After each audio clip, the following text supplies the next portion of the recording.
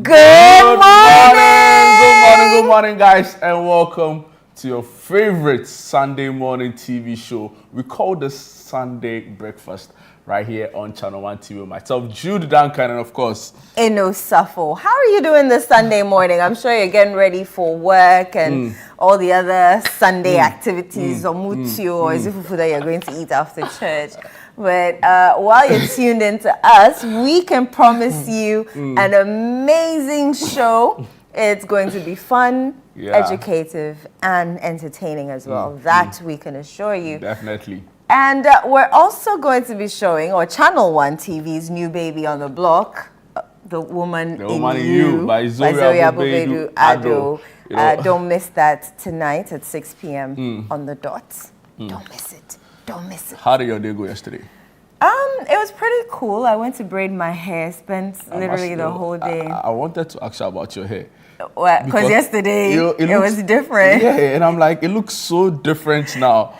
So I was like, did you do it yourself? Because it looks so nice. No, I didn't do it myself. You know, it looks beautiful. Yeah, shout out to Grow Natural Hair Salon. She did my hair for me. Mary, she's amazing. She's amazing. She did my hair for me. Yeah, so The Woman in You with Zoe Abubedu Ado at 6 p.m. on Channel 1 TV. Do not miss it. They're talking to women who are what's the word? Mugus, or advanced in their fields and in their careers and in their spaces, and they're owning their spaces, and they're telling you about their successes and their journey so far and what lies ahead for them. So The Woman in You with Zoe Abubedu Ado at 6 p.m. on Channel 1 TV. Do not miss it. Wow. You know, yesterday. How was your day yesterday? I didn't ask. Have you now bothered to? I apologize. Yes, I now remember to ask how your day was. To be fair, I wasn't even. I was only asking because like you came in today with a completely different look. Last week, if I recall correctly, you gave us this whole woman in red, lady in red. Lady in red. Today I'm in purple. Today I'm purple, and you're matching me with your tie. Yeah. Yeah. Sometimes the Holy Spirit is talking to us. Yeah. Yesterday was calm, just Did your Chelsea win? Oh yeah, Chelsea won. No. Chelsea won. That explains the smile on your face. Not necessarily. Not necessarily. It wasn't spectacular fashion, but we'll still take it. A win is a win. But my biggest joy yesterday was watching Man City lose. Yeah, I don't think the Man City fans will be happy about that. Well, we don't care. Every Premier League fan who doesn't support Manchester City would be so happy. Right. Because we are seeing the beginning of an era, the beginning of an end of an era, and it brings so much joy. Hello, we'll delve into the news. Yeah, so I have channel1news.com. The one is the digit 1, and some of the stories you'll find on the website. Another blasting on Kaswa Winneba Highway destroys properties at Dabenin. Other stories you'll find, Asantehene receives 28 more looted gold artifacts. Give me a big gap in December elections, Bamia urges Ghanaians. Election 2024, vote to protect free senior high school policy upon Nkrumah to Ghanaians. Black Stars woes due to mismanagement, administrative failures. That's according to Sadiq Adams. Election 2024, be responsible and peaceful. Ghana Armed Forces Ashanti Regional Imam to youth. Give me, okay, I've already read that. Give me a gap as big.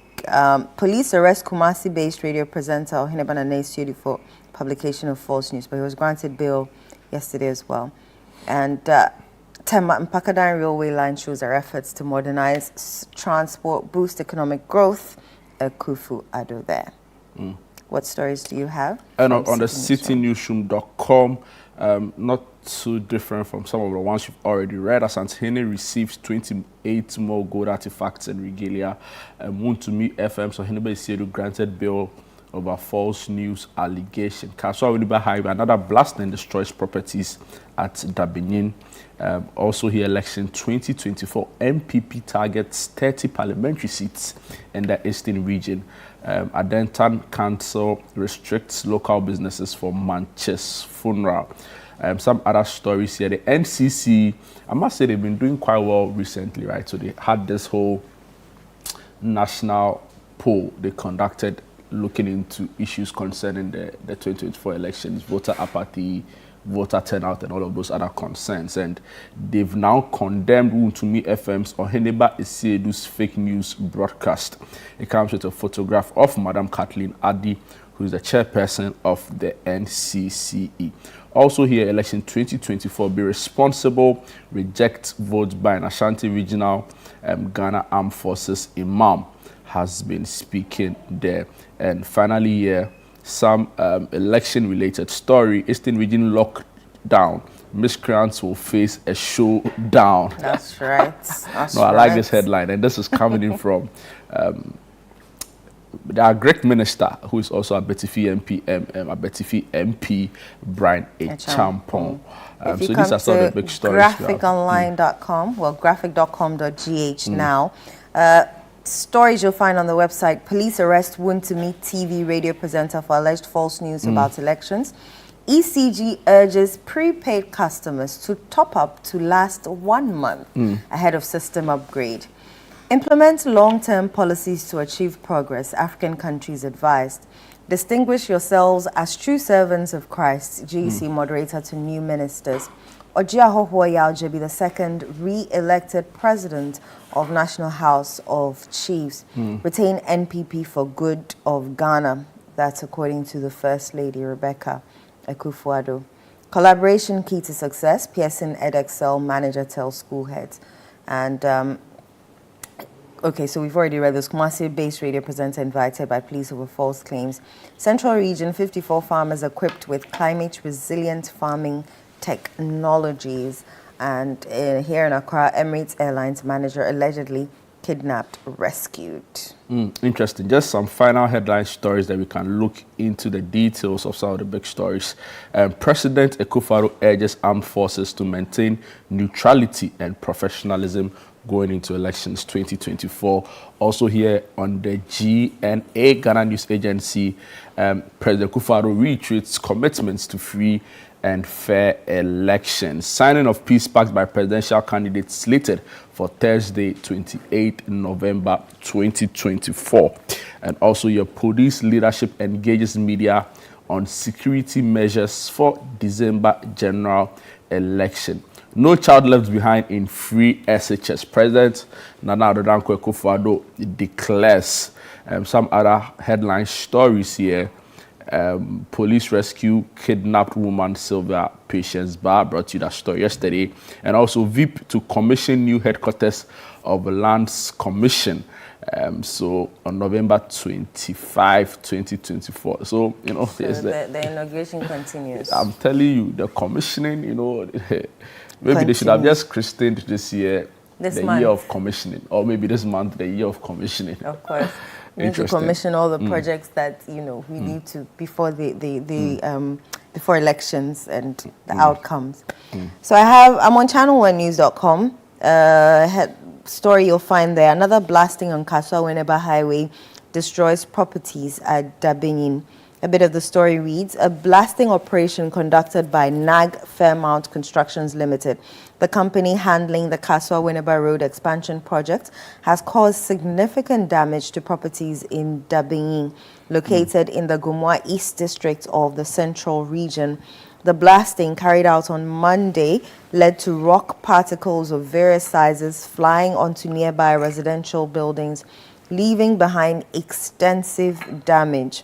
Affected structures include a fully completed 16-bedroom apartment and a 2-bedroom apartment that is still under construction. While no casualties were reported, unlike the fatal Budumburum incident in October, the destruction has left affected residents deeply concerned. Homeowners are frustrated with what they perceive as a lack of urgency from authorities and the construction company in addressing the aftermath. Kwejamo, a resident whose property was heavily impacted, expressed his frustration. We have leaks in the roofs of all 6 rooms, and the house at the other side with 5 rooms has damaged roofing sheets. I lodged a complaint at Dominase police station when we got there. They told me to inform NADMO due to the intensity of the matter. He says he called the person who was supposed to come and inspect, but he never came. I took a 25,000 Ghana cedis loan to roof the building. I don't want them to come, remove some, and replace them. They should bring someone to change the entire roofing so we all have peace. Now, the National Disaster Management Organization in Gomoa East had completed its assessment of the incident when this report was filed. In an off-camera statement to Channel 1 News, NADMO Director Robert Nana Hackman assured residents that compensation for affected property owners would soon be addressed. Hackman also noted that medical expenses for victims of the Budumbram blast in October have been fully covered. However, property owners impacted by that earlier incident are still awaiting compensation. You know, it reminds me of this a similar incident. Was it Budumbram? Yeah, Budumbram. Yeah, Budumbram in October. Yeah, I covered that one as well.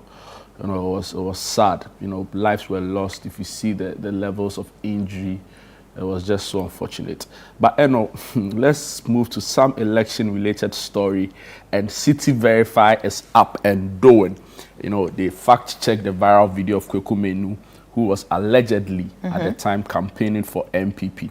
And the verdict on that story is that it is misleading. I'm sure you've seen that video. Yes, I have. Because you know, when I first saw it, I was alarmed. But I sensed that it could be misleading, and true to my you know, my intuition. Media. Oh no, my just intuition really. Okay. Yeah, it turns out that the video is truly misleading. Story by Shiba, or the fact-checking report by Shiba Araba Benin. So the claim is that video circulating on social media shows a track decorated with colors of the new patriotic party and logos, with the voiceover of actor Kweku Menu campaigning for the party while using derogatory language. Now, the verdict on this fact-check report is that it's misleading. The voiceover in the video is not original. It was lifted from an actor Kweku Menu in a skit and added to the footage. The viral video was altered, possibly to misrepresent the party's campaign message. And so it goes on to say, City Verify began its investigation with a video posted by BK Destiny on TikTok, which featured the original sound attributed to a user named Kweku Menu Bob. A review of the account confirmed it as the verified TikTok profile of actor Kweku Menu. The audio in question originates from an earlier video where Kweku Menu is seen wearing a t-shirt bearing blue, white, and red colors with the inscription DPP on the back. In the original video, he delivers the same message as heard in the viral clip. So basically, that video that's making rounds is not, you know, related to the footage we saw in the said video. It's just put together for whatever reasons. But you know, I've seen a lot of young people comment about this particular incident and on the elections in general. And for me, my concern is that if you look at the voter roll going into December 2024, we have 708,000 plus new voters on the electoral roll. So now the whole, you know, the number of people expected, registered voters now stand at 18.7 million Ghanaians, right? And a large chunk of them are Ghanaians, are young people, sorry. But if you look at, for example, the Afrobarometer report, the around 10 survey, right? A lot of young people too don't want to vote. And maybe I should ask you, are you planning on voting this year? I am planning on voting, but I'm undecided. You're undecided. I'm one of the undecided voters. But you definitely vote, right? I'll vote. I'll tell you why I'm undecided. I'm undecided because I've witnessed NDC, I've witnessed NPP, and there's nothing really. None of their but you see, I like the fact that you still vote, even though you've not made up your mind. Yeah. But you know, the point I'm making, I know will not vote. The voter apathy will be high. This you know, the NCC election report confirms that, and the Afrobarometer report confirms that. So 19% of persons aged 18 to 25 are saying that they don't intend on voting. 26 Do you know their reasons? to 35 also say they don't intend on voting. Now, 36 to 45, within the age bracket are also 10% of that number are also saying that they don't intend to vote. Now, if you look at the intended voting list, it's only lower amongst senior citizens, elderly people. Right. But see, my point is that young people don't have the luxury of staying indifferent, right? Because this elections, in my view, is possibly one of the most consequential for us as a people, right? Because the policies of whoever wins these elections, right, will shape the future of the country and the future of young people in this country. And for me, I don't think we have the luxury of staying indifferent. So when I see people say, well, they are the same, they are this, and I don't want to vote, I don't even know where my voter ID card is, and I'm not interested, I don't think it's proper. You should be interested in who wants to lead you, right? The priorities of who wants to lead you, how they intend to use your taxes, how they intend to govern, right? So take the manifestos of the leading candidates, open it, check what they say about job creation, check what they say about fighting corruption, check what they say about how it intends to use your taxes, and make a decision, right? Well, So, yeah, I know. Sometimes you can't really blame them because it's a cycle. Their manifestos are there, but how many times can you pick a party's manifesto and say that they did A, B, C, D, E, F, G, H in their party manifesto? Yeah, so if you don't have answers to the issues that caught your attention, then you escalate it further, right? You ask questions, go to your MP, find a way. Make it seem as if you can walk into your MP's office and ask questions. Yeah, that's the point. That Democracy is difficult work. It's not easy, right? Citizenship is also, it just doesn't involve enjoying the rights and benefits that comes with it. It's also participatory, right? You must get involved. Right, that is the essence of citizenship, and the involvement also involves voting. If you don't have answers, you question, and if you are not convinced, then you decide on what to do when you get to the voting booth. But what I'm not too comfortable about is this whole indifference, right? You speak to young people, they can't be bothered. They are thinking about something else. But the point is that this is the most consequential election in my view, because the policies of whoever will win will shape the country's future, in a way that will be very significant, right?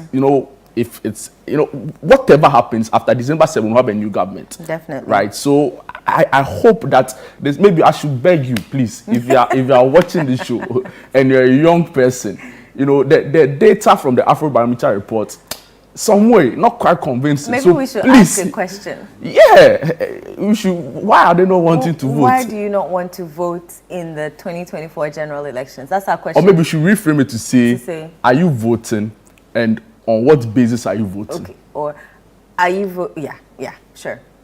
Are you voting? Just send us your thoughts about the elections. Yeah, send us your and thoughts if you about are the voting, elections. tell us why you are voting. If you decide not to vote, also tell us the reasons why you are not voting. Let's see if we can. Yeah, send it to the WhatsApp number 0204 447 033. 0204 447 033. Or on our social media platforms with the hashtag Sunday Breakfast. On my handle, ino_s, or on Jude's at Mensa Duncan, and we would be glad to hear your reasons as to why you are voting or why you're not voting. All right. So City Verify is doing amazing within the space. They are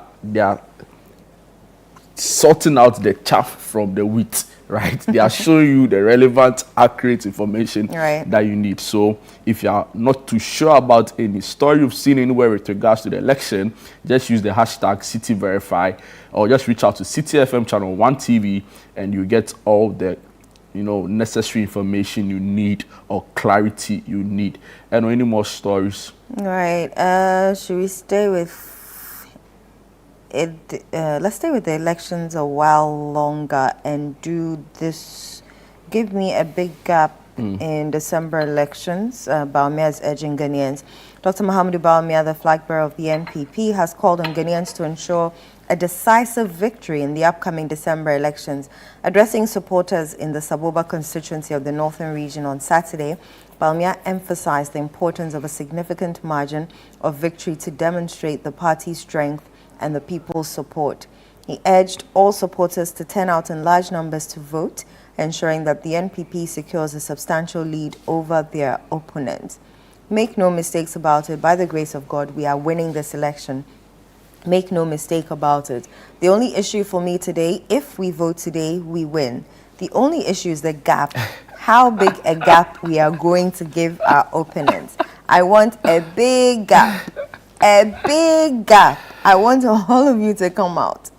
And then he mentions it again. I want a big gap. We want to beat them well. I can do a compilation of Dr. Bawumia's camp and take nothing away from him. He's really gone to the grounds. Yeah. You know, he's been to my constituency like 3 times in the last 3 months. Right. You know, so he's been on the grounds. You'd credit him that. I think he understands that the tax is enormous, and to really win the election, you need to connect to the people. But it's interesting how he references Professor Smart Sapon's poll. Yes. Right? When, you know, Afrobarometer had also done something similar where they said 8 out of 10 Ghanaians, or 82% of Ghanaians, feel like the country is headed in the wrong direction. You didn't really hear the Vice President comment on that, right?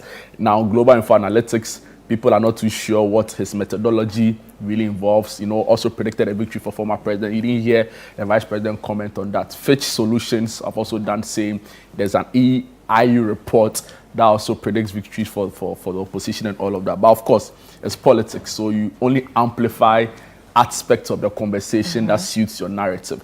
So I'm not even too surprised the president jumped on the whole Prof. Smart Sapon post to make a case for his candidature. But it's interesting. If you've not seen any of the posts, yesterday on the big issue with Seloma Donu, Professor Smart Sapon was on the show, Musa Danko was on the show. I consider them the 2 leading posters we have in the country. Or maybe Benefsin. And I don't know, I don't assume. My lips as if you will not draw me into this conversation. You will not draw me into this conversation. Benefsin is the senior poster. Oh, what? No, say it. How do you hear it? You will not draw me so that when they come, it's me and you that said it. No, you're on your own. To be fair, I think Musa Dankwa, Global Info Analytics, and Prof. Smart Sapon, they are the 2 who have come out to show a semblance of some work they've done, right? So I consider them the leading posters we have in this country. People say posts are for strippers. I don't know what that means, but globally also, posts are generally becoming unpopular. But we'll see how it goes. Maybe we should just read. Messages are coming in hard and fast. Yeah, they should send it. We'll spend time here, but let's just tell them what's happening in the news. Yes, there's another one here, another story, graphiconline.com. ECG urges prepaid customers to top up to last 1 month ahead of system upgrade. I don't know how the system upgrade is going to last, how long it's going to last, or why it's going to affect, prepaid on the meter. So a bit of the story reads, the ECG, why are you laughing, has issued an urgent notice to customers using Nuri prepaid meters, advising them to top up their meter credits sufficiently to last at least 1 month. This measure is to prevent vending disruptions during an ongoing upgrade of the standard transfer specifications metering systems, which includes the Nuri prepayment system. In an announcement released on Saturday, November 23, ECG highlighted the critical nature of the upgrade, which aims to ensure uninterrupted vending services for customers. This is a crucially mandatory STS upgrade designed to ensure uninterrupted vending service, ECG stated, urging customers to cooperate by topping up their meters in advance. My question is, how many people can afford to top up for a month? Yeah, like how do you even decide that you are going to manage your consumption for it to last a month, right? So I'm not too sure. But to be fair, my lights went off for like the past 3 days. Yeah. You mean consistently? It didn't come back? Yeah. It came back on this morning. And I think it was part of this because when I reached out to the ECG office, they had admitted to the fault, apologized, and said that they were rectifying it.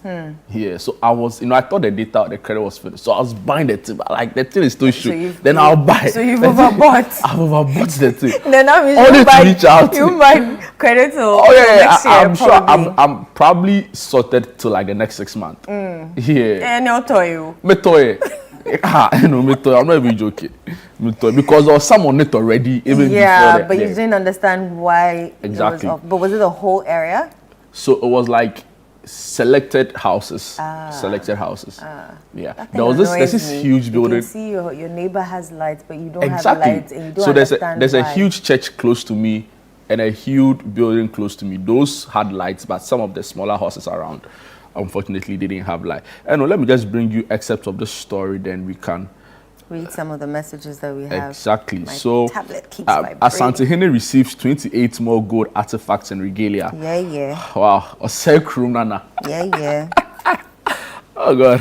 The Asante Hene of Tumfor to the second has taken delivery of 28 gold artifacts and regalia, originally crafted by royal artisans of the 19th century Asante courts. The presentation took place during a mini deba at the Mensa Palace, coinciding with a centenary commemoration of the return from exile of Otumfor's grand uncle Nana Ajem and Prempeh I. The artifacts, which include linguist staffs, swords, palace security locks, rings, necklaces, and gold weights depicting crocodiles and proverbs, were previously part of the Gold of Africa Museum of Anglo-Gold Ashanti in South Africa. The pieces were acquired by the company as part of the Babia Mula collection of African art in 2000. This collection showcased West Africa's finest gold craftsmanship and was housed in a historic building in Cape Town before being relocated to the Javert Art Center at the University of Pretoria. Now, this is the controversial part I don't understand.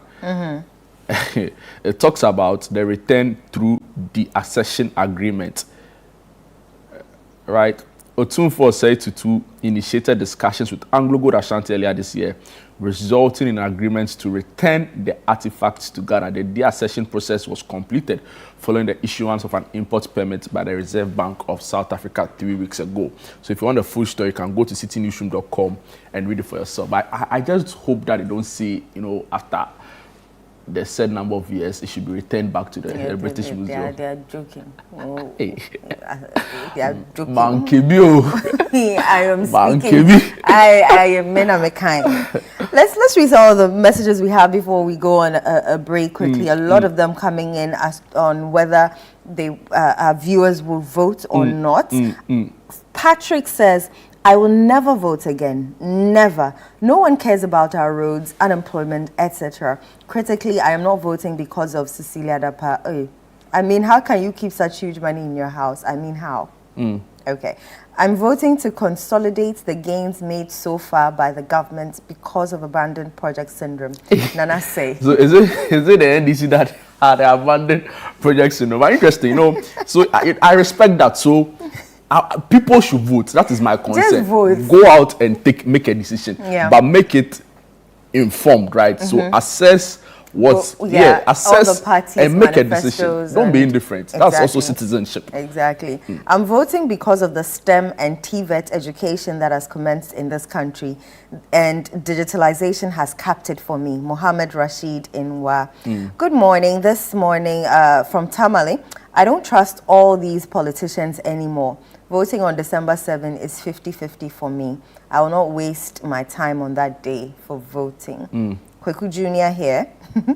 That sounds like when Sami used to say, Sami here. Kweku Jr. here. He's saying government has to provide free transportation systems for we the citizens who are to vote in different places. Yes. We have more. We'll read. It says, more. Hello, good morning, dear. Please, I'm Samuel Beta Sunni, and I'm going to vote based on the high standards of living as far as Accra is concerned. And you are doing a wonderful job.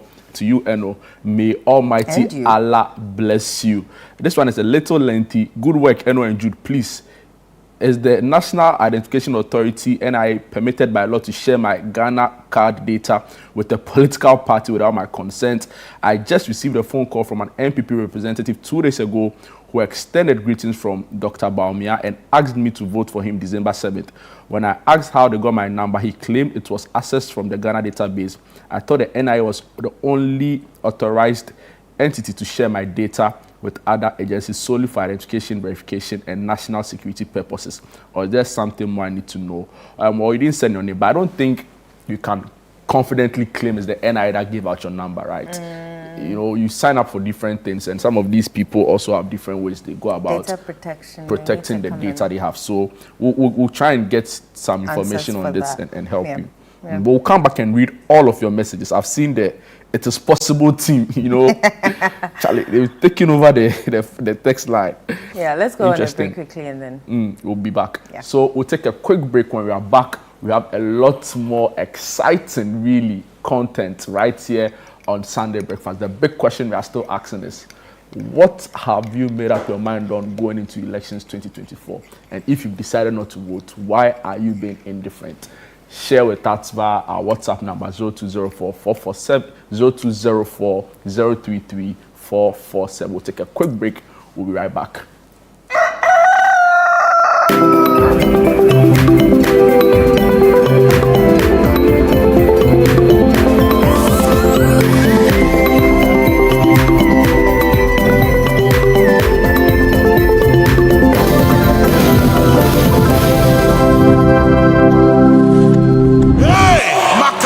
Get ready. Every objection against you is hereby dismissed. For Impact 2024 with the Archbishop Nicholas Duncan Williams, Reverend Dr. Eastwood Anaba, Apostle Joshua Selman, Apostle Isi Igeneba, Bishop Dr. Bernard Ojiri Asari, and Reverend Dr. David Entry, November 24th to December 1st, 9 a.m. and 5 p.m. daily at Action Chapel International, Prayer Cathedral, Dominion Arena. For inquiries or pass information, call 059-230-0069.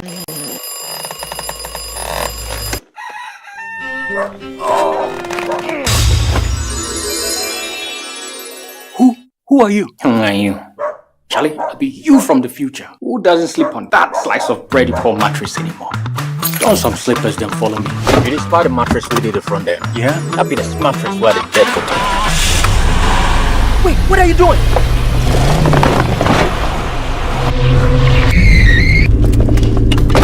Wow! No damage at all. Not only durable, but also super comfortable. Come on, try it. Nothing day like Ash Foam. Enjoy full body support and unparalleled comfort for a restful sleep. Don't forget your keys. Get the premium sleep experience with mattresses from Ash Foam. Visit any of our showrooms nationwide or at ashfoam.com. In the heart of our communities, change is not just a dream, it's a promise. I don't have to worry about rising costs and taxes. Dr. Baumia's flat rate tax system is a breath of fresh air. It means I can keep more of what I earn and invest back into my business. I've seen so many changes in my lifetime, but what matters most is to feel secured. Dr. Baumia's initiative for the elderly is to make sure we are not forgotten.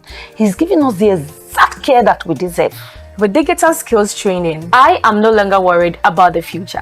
Dr. Baumia empowers us to thrive in a digital world, making us ready for tomorrow's jobs. Job opportunities are crucial for my generation. Dr. Baumia is committed to creating job opportunities and entrepreneurship. With his vision, we can build our dreams. Together, we can transform our nation. Dr. Baumia's plan arranges policies. They are pathway for prosperity for every Ghanaian. It's time for leadership that listens and acts. A vision for all of us, where every voice matters and every dream is possible. Vote Dr. Mahmoud Baumia. Essuroho. Vote number 1 on the ballot. Introducing a new era of sophistication and power. The Haval Julian from Zondatech Ghana Limited.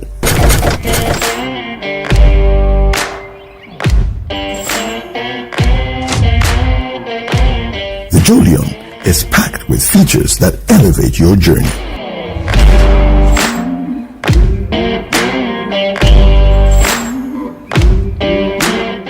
Enjoy excellent interior build quality designed for comfort and style.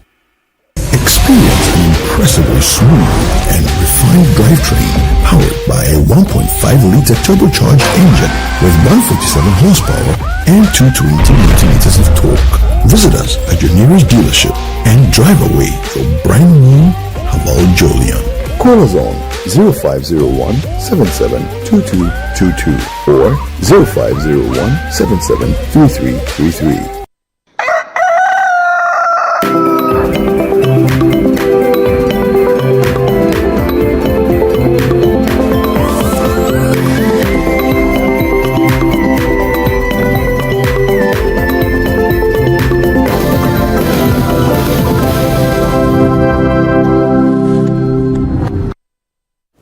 Welcome back. This is Sunday Breakfast with myself, Jude, Duncan, and my colleague, Safo. Just gone by the news review segment where we're looking at some of the weekend's big headline story. But for now, we shift focus to conversations that are of prime importance to not only yourself, but all people around you. We'll be looking at building strong endurance in children, and to help us with the discussion, if you've been following the show for the past couple of weeks, is Reverend Safo Haywood Amate, who's now become a very good friend of the show, and we are always so grateful to have him in studio. Yes, Reverend, sir. welcome. Thank you. I like your tie. Yeah, I'm trying to compliment which is, and wasn't even planned. Oh, really? Yeah. I thought it was scripted. No. Okay. I think now our telepathy and our intuition is it's always good to eat with people you like. Yeah. So you get your food digest better. I'm always looking forward to that introductory remark of yours. Oh, really? Oh, yeah. All the time. We should do a compilation of it. Oh, really? And you realize that every opening remark is something, Oh, okay. Yeah. So it's important, never eat with people you don't like. Don't drink with them as well. Because you are really not yourself. You are not really psyched, So that's the problem sometimes we get. We eat with too many people. So we should watch for that. So. Wow. All right, today we are discussing strong moral standards and structures, and also endurance, in children. Endurance sounds like a very big word for children. Yes. Yesterday on the show, we had a conversation during the home improvement segment where we're looking at child-proofing your homes, right? And in the course of the conversation, you realize that children are very inquisitive. They want to go way beyond the parameters set for them, right? And now we are talking about the other side of it, which is building endurance in them. So maybe we'll come to the moral aspect of the conversation, but let's just start with the endurance bit of it. When we say endurance in children, what are you referring to, and why is it important? Because life is not going to throw pebbles at you. Life is going to throw nasty rocks, and it's going to hit you every chance it gets. So it's important that you bring the child up that way. You love your child. As a mother, you love your kids, and as a father, you love your kids. All of us here, including our technicians, we are potential murderers and killers. Because see how cool she looks? Yeah, let her have a baby and let her see that you are on the verge of taking that child's life. It will amaze you. She will do everything, am I right, to protect that child. She will kill to protect the child. So that thing should not be the ultimate. You must raise strong children, because society is not soft. And society is not holding a candle to your child. It's a tough world out there. The only place your child enjoys the safety and the protection is within your range, your home, where you are and all that. But out there, it's a tough world over there, And that is why you must put the discipline with the children as early as possible. That is why, if it's possible, if you're not pregnant, if you're getting pregnant, you must know the kind of things you encourage to go on in your mind. That's why sometimes they will tell somebody, look, your wife came, her pressure is up, the diabetes, okay. And when they do that now, they will ask the woman, how is it with your husband? Are you going to work? What's going on in the workplace? Because they feel that your mental state affects you. What affects you will affect your child as well. So, yeah, so it's important, and that is why these things, putting up these strong children who will survive, is the reason why you start with them to listen. Like I said a few weeks ago, they must learn to listen. They must learn to sit and wait. It's part of the training. You don't have to just go. You know, look, when I was coming this morning, I was coming, so I said I'll hit through and climb Kokompe and take a turn. It has stopped. This guy is coming from Akraka area. It has stopped. Cars have stopped. He just flew through. Wow. Because it's not enough that you have green to go. You must ensure the guy who has the red has also stopped. Whatever happens, if there was an accident, chances are the one who has the right of way could get more injured, because in terms of velocity, this guy has built that momentum and is coming at maybe 70, 80, 90 miles per hour. You are just trying to keep with 15 kilometers. It's flying right into you. So it's not enough to have green to go. You must also be sure that red has stopped. And those are the things that we're talking about. Having the tough hide and the tough side. And then, look, you can't be a baby forever. You know, when I was a child, I spoke like a child, I thought like a child, I reasoned as a child. But when I became a man, became because it was processed. Not because you could have a seed that will impregnate a woman, or you can have a seed that can receive and you get pregnant or impregnate somebody. But you have to have the structures in place. So when I became a man, I put away the childish things. So you're going to have to grow, you know. And the Bible talks about it in Isaiah chapter 40, verse 27, you know, and it says that what? Mount up with wings. They'll mount up with wings as eagles. What will they do? They'll walk, they'll run and not be weary. They'll walk and not faint. There are levels and there are stages in God. So the same way, there are stages in life. So we must teach them tough things. At a point, you have to let a child learn to start washing the socks. It will never be clean, but they are learning, they are playing with you, they are learning something. So you should teach them. You've seen clips on the internet of 5-year-old kids who are sewing. 6, they are sewing. They're doing somebody's hair. They're learning to cook. You see all these Chinese kids in their schools, you know, whilst we are doing 1x1 and all that, they're doing practicals, they're learning. So we must toughen them up. And you know, it's agonizing, but life doesn't determine when your parents will die.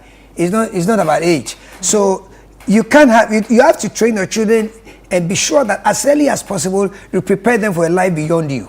If God is gracious enough and you're around them, praise the Lord. The life beyond you, that's what you have to do. First thing you need to do is put those structures in place for them. And look, nobody likes an indisciplined child. No, look, there's nothing more lethal, more irritating than an untrained child, especially when the mom or dad is a key figure, an important person. You know, you're in the office and kids come around, and you know, there's a particular person, when the kids are coming, you're like, oh no. But you have to keep up, you know, be a British and keep up their appearances. So it's important to put in structures, teach them this, teach them that. They have to learn to wash their cups. The maid is supposed to assist, not lead. So at a point, they have to learn to do some of these things, you know. There are homes where one person will go and wash, but it's important to teach them. At a point, they may not need to do it, but they need to know how to do it. There's nothing more beautiful than having a house, you know, a lady that says maybe a house help who does the cooking, who thinks that the girls in the house don't know how to cook. And then one fine day, she's not well, and then to a surprise, the girls in the house, they're schooling and all that, but they know how to do their job. You know, so it's important to teach them, because, you know, look, here's the sad thing.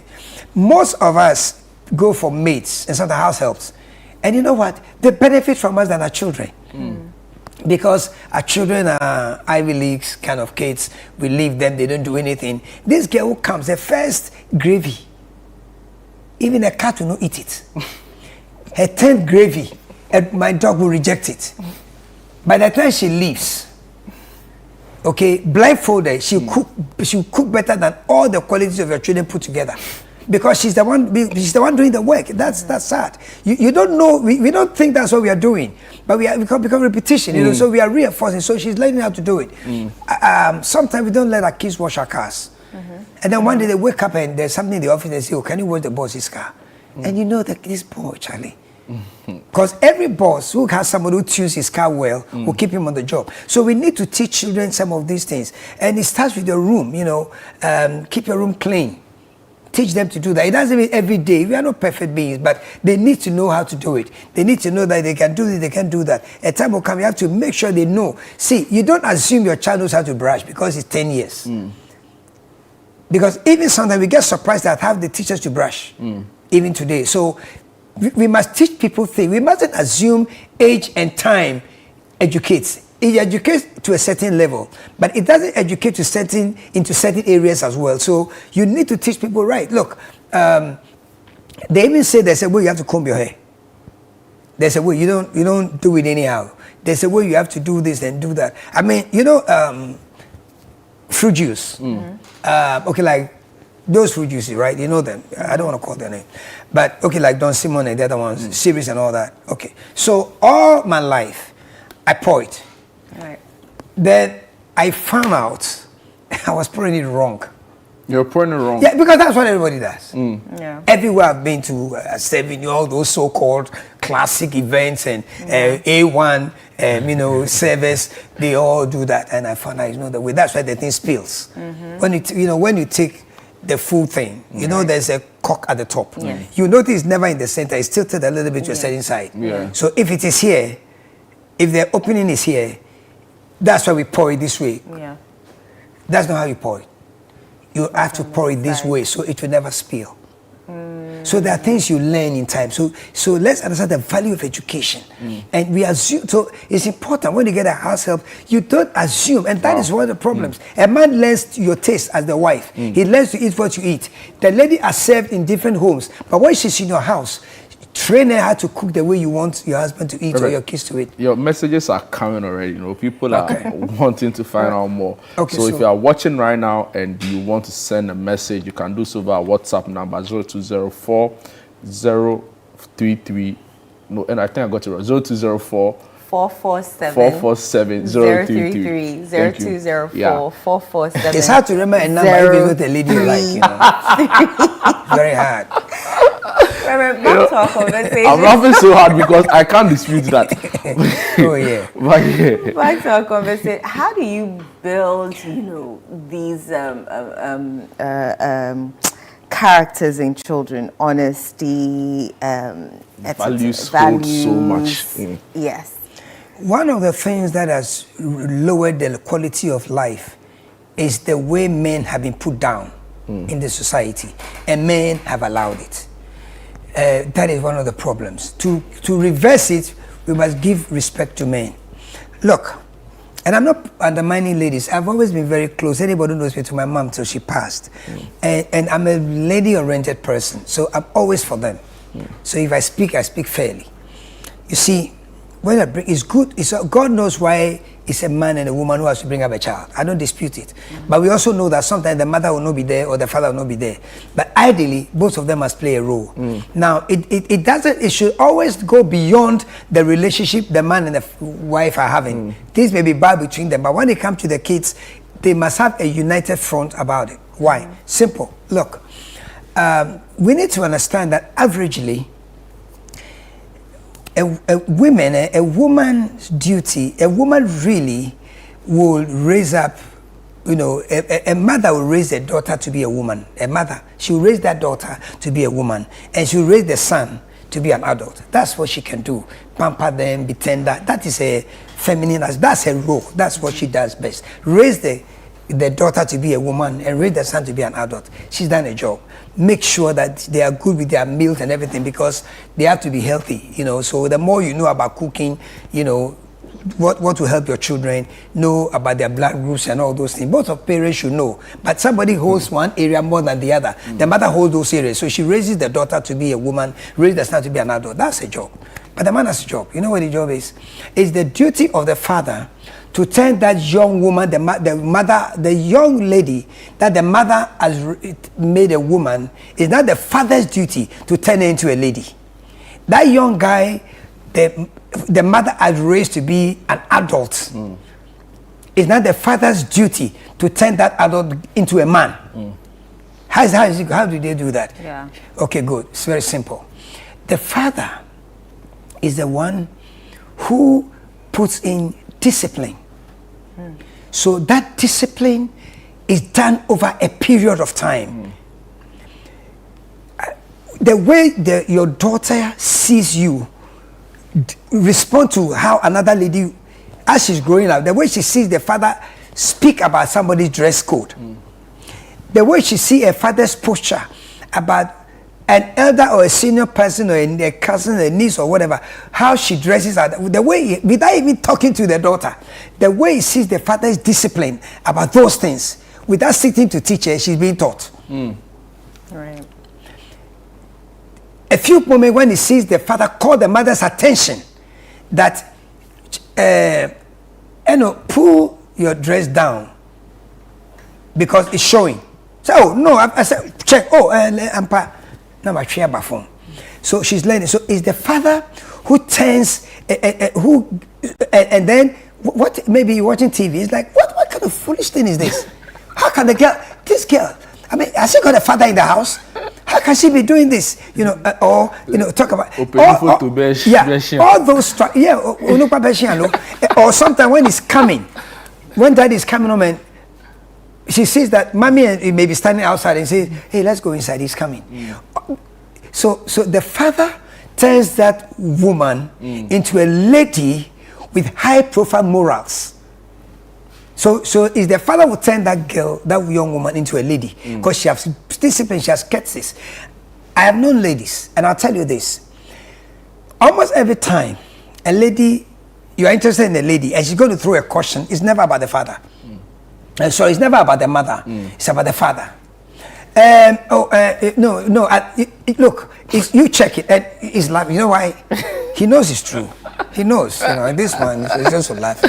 He knows it's true. So the father's presence is key. So a lady's life, her character, her morals, she's a lady because she's a woman because from 13, 14 going, she's having a period. She's a female, her breast is coming up, but that's a woman. This is the father's training, the father's presence that will turn her into a lady. There are homes where the father is a drunkard, but the daughters will not misbehave because the 10 minutes of sanity, you get punished for it. So it's the father who will raise that woman into a lady and put a value. So in many ways too, when it's time to give out Asu Sika, whatever you call it, that should get a lot.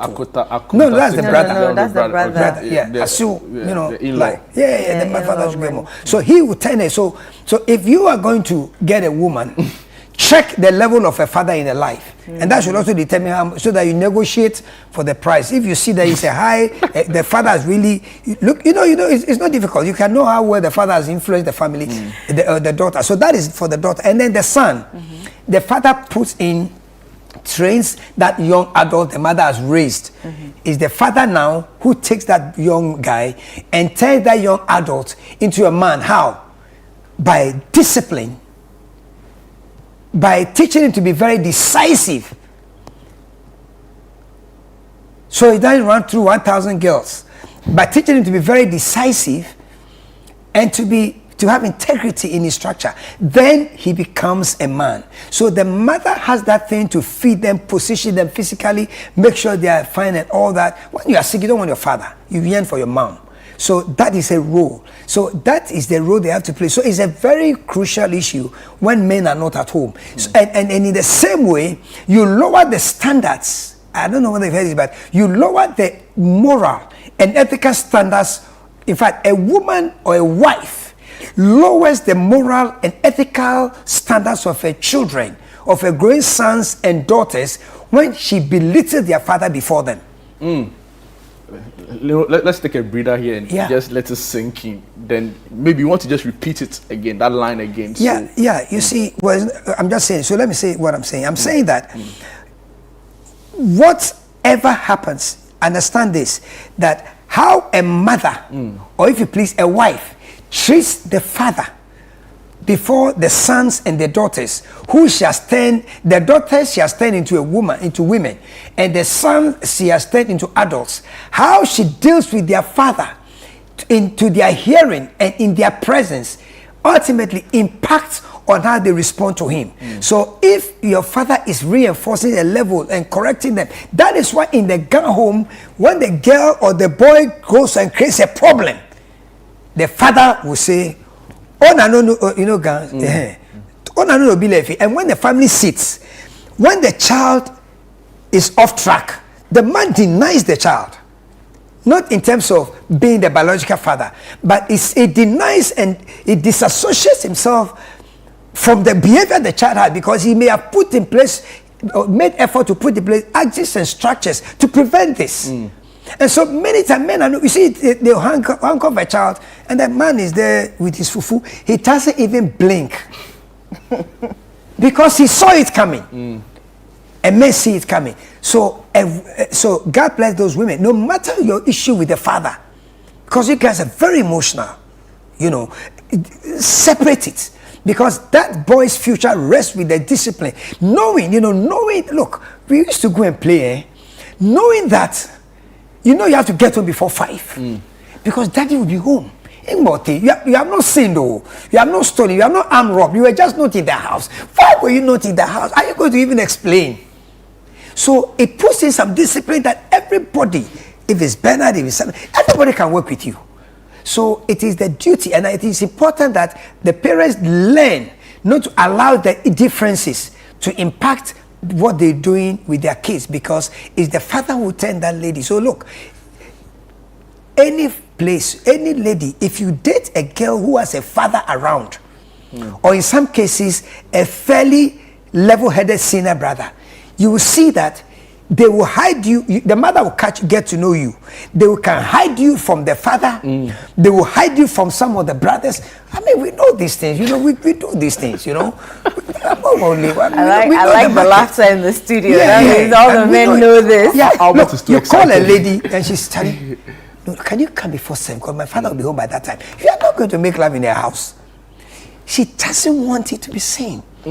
Yeah. And sometimes, and I understand the mothers can be more accommodating because, the tenderness must come, but the discipline will be there. You go into a home and nobody tells you, that, Charlie, this girl, I better stop, because if I joke with this girl, this man, I'm in trouble. So I think the parental balance is key.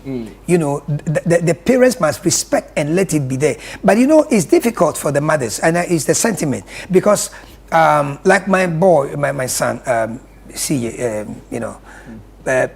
what I did with him was that by the time he was 11, 12, I was getting him, around that time, I would let him lock the door. And I have to do that without the mother knowing, because hey, mother's baby, So there are things you have to dodge and do. Though it's not bad, because they are sentimental, they are sons, and even the girls, sometimes you have to teach them something. Shall I go and carry this? Bring the water. It's a mother's thing, but when the mother is not around, you send her to go and do it, and you hope she won't tell the mother, because they will query you. That is a job to protect and give them the tenderness, because they must be tender, otherwise they'll be very hard people. Without that soft touch, you have very bad guys. So the parents must balance and teach them, structure them, and all the training will be at home. If they have to do they must know what to do, so that if you are not around, they can manage their lives. And they must understand also, like I said, no, there is important too. One of the best things you can do to a child is no. It's not, you're not going to get it. You're not going to get it. I recall, I don't want to go back, but I remember, I can tell you friends who are very tough with their kids. I remember once, Katie, Joe, we were having a chat, and one of the children got married or something, and he was talking about the fact one of the kids went, and, you have to prove that you can manage 2 cities. Otherwise, you are not seeing the 20 Ghana. Oh, no. But it's even scripture, right? So the parable of is it a sower? Yeah. And the talents, those who hid it. Didn't. But those who multiplied. So we must have those things, the discipline. People must know there are consequences for their actions.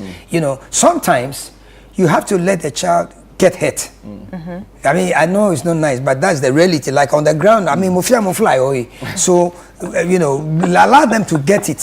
You know, yeah, I would rather that you have that cut here than you have, the, you know, on your finger than your hand getting chopped off. You need to know if you play with a knife, you're going to cut it. I have a message here. It says, good morning once again. Please, I want Reverend Safo to be my mentor. How do I get into contact with him? There are better guys out there. And I want him to reshape my life. That is a very deep and bold request. Well, so, Reverend, we'll get you in touch with this person. You want I'm an imperfect guy, but I can give you ideas. Reverend, what would you say are your non-negotiables when it comes to building character in children? Okay. So this is the one that can lead to divorce. You don't disrespect when a father disciplines a child. You don't disrespect that. You know, because at a point, you see, you have to be willing to be a bad guy at home to get your results. I mean, I don't mind. Look, me, I don't, you know, like, it used to worry me, but way back when I reskin my skin. I don't care if nobody likes me in the house. I don't care. Dead goat syndrome? Yeah. The one that can get you to win an election, but not the one that will let you lose. You know, but like, you know, because you see, it's about their care, it's about their future. Right. Look, I remember when, I tell you this, any day, anytime, because it reinforces what I said, I think around the first week or so, that I will always go for a self-controlled child and a child with this self-esteem. Yeah, I remember when my boy had to go to, was at John Tay, CA, and one day, I went there, and so I don't know what happened in the school, but the security guy came and told me, Daddy, I don't think he knows whether I'm a reverend, because I go with my jeans and my cap and all that, you know, like looking like a Rasta guy without the hair.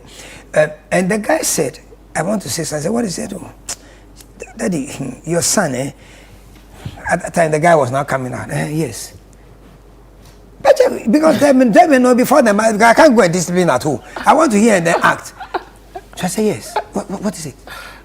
Oh, Daddy, the boy's here. Then he said, your son, something happened, no, about twice. And the way he would speak, he spoke only to you. He said, no. He shows respect. But then he appeared and said, CJ, what did you tell this man? You were rude to this man? No. And I said, okay, I'm joking. He said, you've done well, so come and shake me. You know, you need to be firm with kids. Wow. You need to be strong about structures, about their discipline. And sometimes you have to let them know, you know, when you are wrong, that you are not right. When you are wrong as a parent, you are not right because you're a parent. Rev, we would have to end it here. Some more messages. Someone said we should continue. Educative session. Please, it should be continued. So that's the request. They want us to continue. He says, my problem is with the Western culture. It's causing us more harm than good. Well, maybe we should do a part 2 of the conversation on moral structures. Yeah, but take this. See, part of this also goes to the marriage, because I'm just winding up. Because you see, listen, sometimes there's a difference, in fact, all the time, there's a difference between a woman who wants to have a husband and a woman who wants to be a wife. They are not the same. The only difference is a woman. So there's a woman here who wants to have a husband. And then there's a woman who wants to be a wife. Right. So which are you? Because we say that the heart that manages the home. A house is built by the hands of a man with the blocks, but it becomes a home with the woman's heart. So if you go and marry a woman who wants to have a husband, and you have children with her, you have all kinds of funny things coming. But if you want go for a woman who wants to be a wife, the rules of engagement are totally different, because it's more easy to play and work with her than the other. You get what I'm saying? Yeah, so.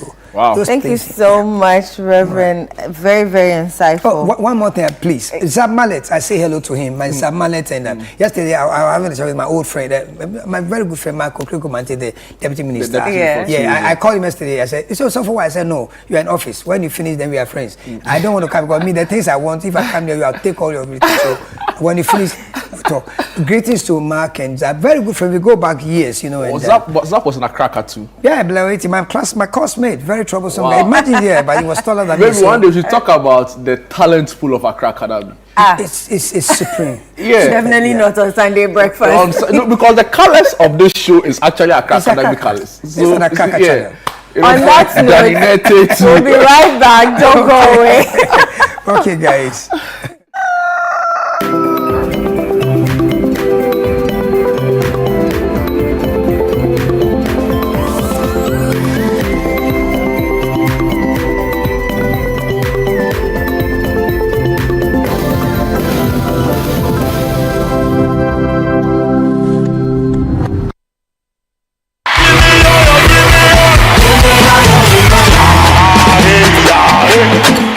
Ready! The Harvest Chapel International Overcomers Convention is here! It's a week of the word and demonstrations of God's love and power. Theme: Wisdom for Building the Church. And God's servants ministering are Prophet Eric Oklu Parsley, Living Fountain Baptist Church, Bishop Ewusi Bookman, Rhema Calvary Center, and Dr. Michael Bwedi Nyamiche, Maker's House Chapel International. And it's hosted by Reverend Fitzgerald Donko. Prepare your heart, soul, and mind, and let's meet at Tehillah Temple, Harvest Chapel International, South Tesano, from Tuesday 26th November to Sunday 1st December, 6 p.m. each night from Tuesday to Friday, and 9 a.m. on Sunday. Song ministrations will be by the Harvest Gospel Choir, and Wonyam and Calvis Hammond. Make time to be at the life-transforming Overcomers Convention 2024.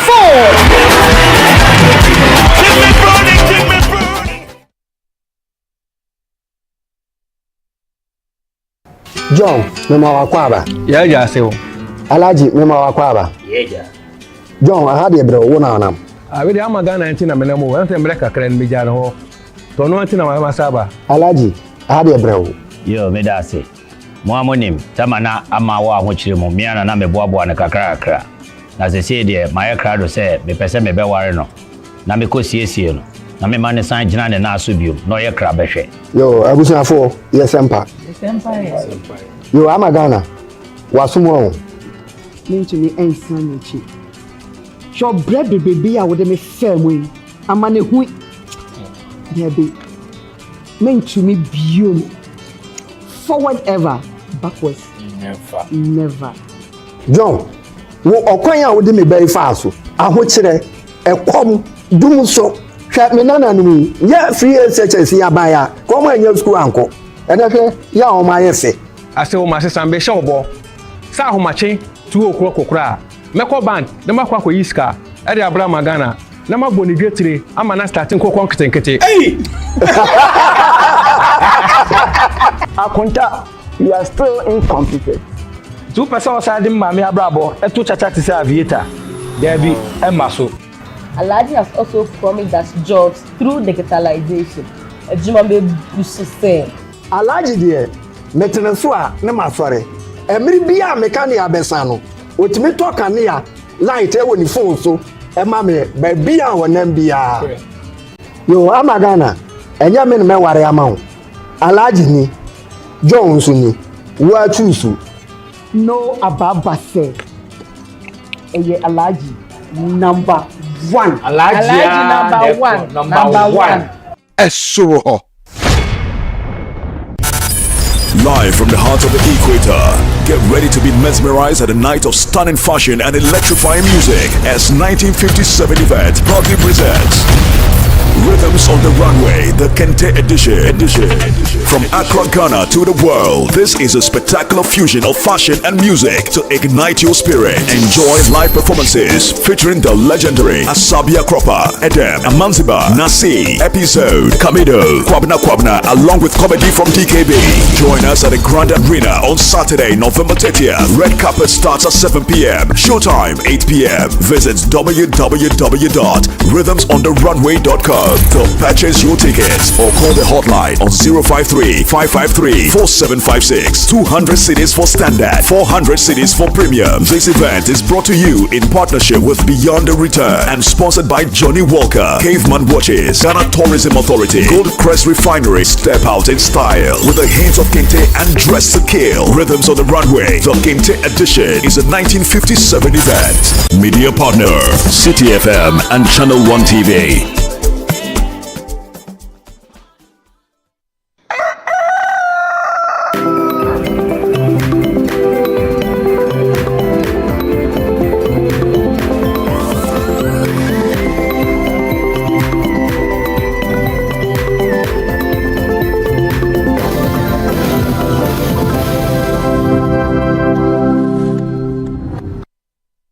You're welcome back to Sunday Breakfast on Channel 1 TV with me, Safo, and Jude, Mensa, Duncan.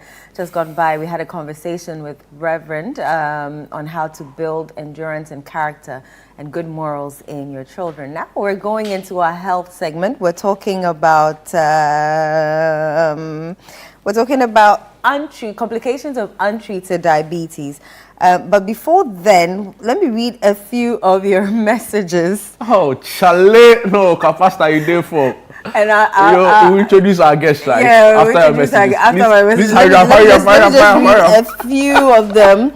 We asked you to send us whether the reason why you would or would not vote in the upcoming elections. Gabriel Agbeduni says, I will vote because this administration has made us struggle too much. Another one says, I'm not voting because politicians are making my people kill each other. So he means Boko and other places. Another one, good morning, Channel 1. I'm Zakil from Northeast Region. I'll definitely vote from December 7 because I wouldn't like a dead goat to lead me as president in this country anymore. Richmond from Tema West says, I'm voting for NPP this year because if anything, I am a beneficiary of free senior high school. And we'll read more of your messages. Keep them coming. The messages are very dangerous.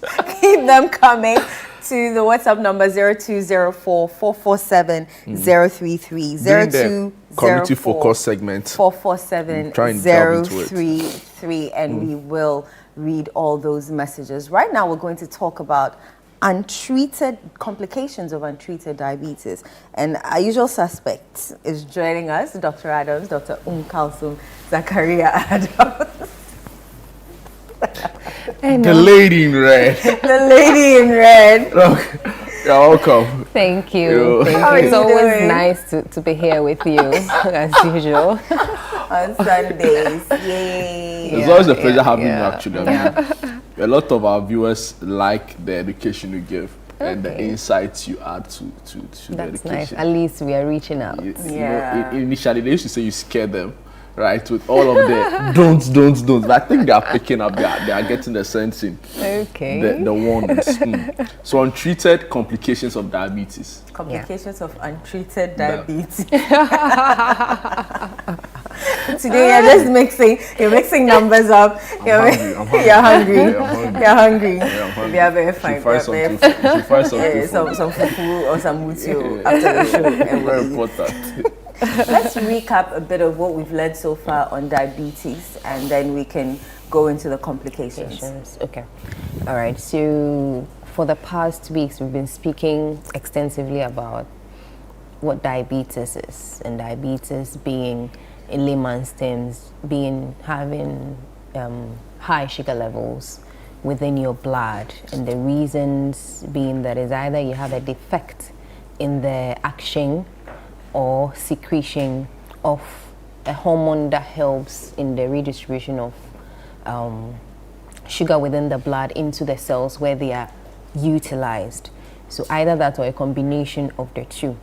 And once you have hyperglycemia, which is diabetes with all that I have mentioned, you end up having some signs and symptoms associated.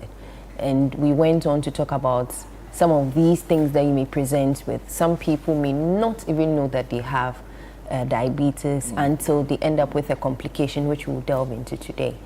And others too may not have any signs and symptoms, will be walking around until they end up with a coma, or they end up with a stroke, or they are brought to the emergency, and then you check and then you realize that the underlying problem is actually diabetes.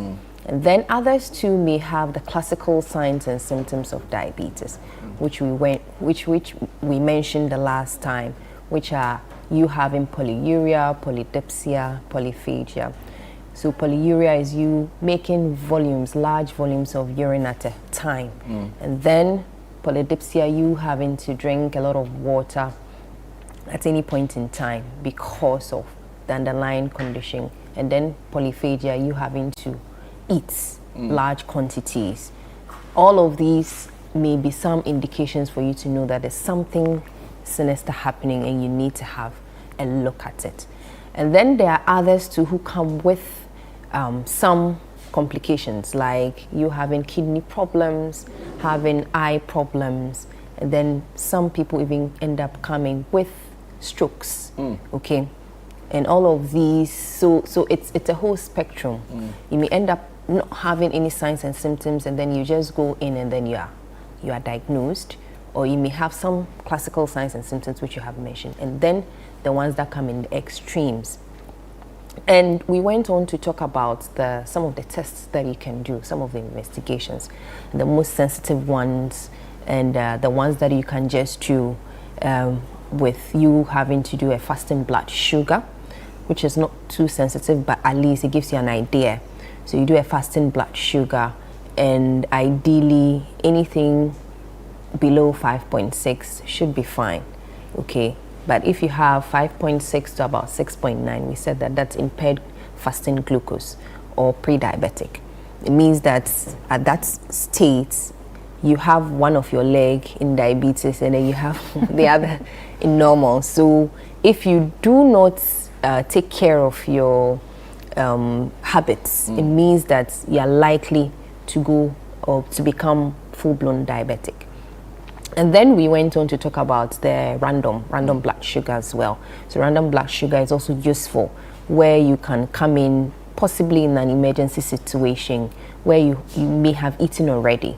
So we can check, and then there are values as well. If you have 11 and below, should be okay. But then if you have 11.1 with symptoms, it's an indication, or it gives us a high risk of suspicion that it's likely you're diabetic. And we spoke about the glycated hemoglobin, where that is the most sensitive in diagnosing diabetes, because it gives you an idea of the glycemic control over 3 months. So you're able to tell. And I even give a joke about people who are diabetic and then they go home because of all the restrictions in the diet. They tend to cheat themselves. So they end up doing they know that their appointment, exactly. Then they start doing all the right things, and then they come. It's interesting because last week when we discussed diabetes, it was the 3rd week straight we had done that. And I was thinking we had probably exhausted all there is to talk about diabetes. Exactly. Only for you to come up with a different angle to it, looking at the complications associated. So what exactly are you referring to, and why is it important to pay attention to it? Yeah, so it's very important because when I defined diabetes, I mentioned that you have high blood sugar levels, and then probably due to a defect in the hormone that would help with the redistribution. And it also involves multiple organs and then multiple substances. So multiple organs means that it affects every part of your body. You get it. And for a human being, from the basic units, you have a cell. And this cell, when you have a number of them coming together, you have a tissue formed. And these tissues, a number of them would give you an organ, and then eventually different organs would then come together to give you your whole system. So this is a disease that affects the cellular level, and it affects different organs. Okay, so the organs that we would want to talk about would be from your retina, so your eye. It has some complications related to the eye. It has some complications related to your kidneys. It has some complications related to your brain, and then even your nerves, very important. And then eventually you can end up having some chronic ulcers that cannot be treated, and you may end up having to lose that limb. Okay, so how does it happen? Usually, when you have this high glucose levels within the blood, we have something we call plasma protein. So within your blood, you have the liquid parts and then you have the cellular parts. So the liquid parts, which we call the plasma, we have some proteins that are in there that helps to transport certain substances in and out of your organs, and then eventually you end up having an organized system. But in cases where you have high levels of sugar, which is the hyperglycemia within the blood, when it stays there, it doesn't only stay there, it tends to form something we call aggregated glycation end products. So these AGEs, so for short, AGEs, so these AGEs, when they end up, once they are within the blood, what they do is that they end up getting deposited in various organs, the basement membranes of various organs, and that's where the trouble starts. So if you have these AGEs being deposited at the basement membranes of your eyes or your retina, specifically the retina of your eye, what happens is that you end up having some eye symptoms related to the complication of untreated or poorly controlled diabetes. So you may end up having blurred vision. Some actually, you may not have any symptoms at all until you end up with the extreme, which will be blindness. Okay, but then we call it diabetic retinopathy. So it tends to affect the function of your retina. So you may end up with blurred vision, that's one, or you may end up with other signs and symptoms all the way to blindness. So you not being able to distinguish color, so color vision defects. Okay, then if nothing is done about it, eventually it moves on until you may end up being blind. So that is what we call diabetic retinopathy associated with uncontrolled diabetes. Will you say a compromised immune system is a possible complication of suffering from diabetes? Yes, definitely. I mean, once so you see, the whole definition when we started, we said it affects different organs, and it affects and it involves different substances. So the different organs, it actually would affect your white blood cells. So your white blood cells will now become much more sluggish. Your white blood cells are the cells within the body that will help you fight infection, that will help you mop up if there is anything, a dead substance in there. Okay, that will help you maintain your immunity, will help you fight against anything that comes inside you. You would be able to take care of it. But then in a diabetic state, it tends to affect your immunity. Okay, so that's also, eventually we'll talk about it, where it will affect if you should have a cut or if you should have a sore or an ulcer. It becomes difficult. Exactly. Do you have the numbers very difficult on COVID, for example, where COVID exposed a lot of things, right? From economies to like world trade to supply chain and even health. Right. So do you have the numbers on how people who were suffering from diabetes or were treating diabetes were exposed to the virus and the aftermath? I'm sure there are, but then it will put them at a risk where they become, because they already do have a reduced immunity, they would end up having all the morbidities associated with some of these COVID. In fact, even simple infections. You don't even have to go to COVID. Even simple infections. Let's say you end up getting a cut somewhere. Because of the reduced immunity, you have the risk of either losing that part of the body, if it is your extremities, or it becomes a chronic ulcer. Some people come and then they don't want to. And it's a lifetime. So for example, is your immunity to some of these infections it has to be controlled. Wow. So once the diabetes, you've been diagnosed diabetic, it needs to be controlled. So how do you control it? You control it by giving medications. So you are given some medications, so either the oral hypoglycemic agents, or you are put on some insulin replacement, depending on the type of diabetes that you have. Or there are times that you can have a combination of any of these. So once you are put on these treatment regimen, then you need to continually check, because it will help reduce, it's a titration. You would have to titrate until you get to a level where the blood sugar levels are controlled. Okay. So once the blood sugar levels are controlled, it means that the hyperglycemia will not be there anymore, and then all the complications related to it, you wouldn't have them. So you can control it. Okay, management, you can't cure it, but you can control it. Once you control it, and then also with your diet. So once you get diabetes, you have it for life. You have it for life. And most of the time, you see people, you can control it to the extent that even now your sugar levels will read normal. So that is where the danger is. So people will then now decide not to continually check, continually be on their medications, and then they start dipping again. So before they realize it, maybe they are down with one complication or the other. You get it? So you need to control. There are times that you can even control it to the extent that some of the medications can be withdrawn, and then you just be on diet modification. You get it? But people, you always would have to say this with caution, so that they are continually monitored over the period, so that they don't end up going into hyperglycemia again, and then getting the other complications associated with it. So we're talking about the complications, and we spoke about the diabetic retinopathy. The other thing is that it can affect your nerves. So your nerves are usually, they usually go with your blood vessels, where it helps you with you being able to perceive touch, pain, and temperature.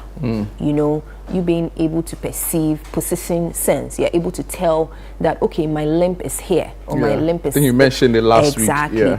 You get it. So if these ages also gets deposited on the basement membranes of these nerves, and then we have different categories of your nerves. We have the ones that control your motor. Motor is action. So I'm able to move my body, you get it. And then the ones that do control sensation is also there. You remember? Okay, good. And then the ones that do control something we call an autonomic nervous system. Okay, so that is what will help you sweat. That is what will help you. It's an automatic system within your body that helps you.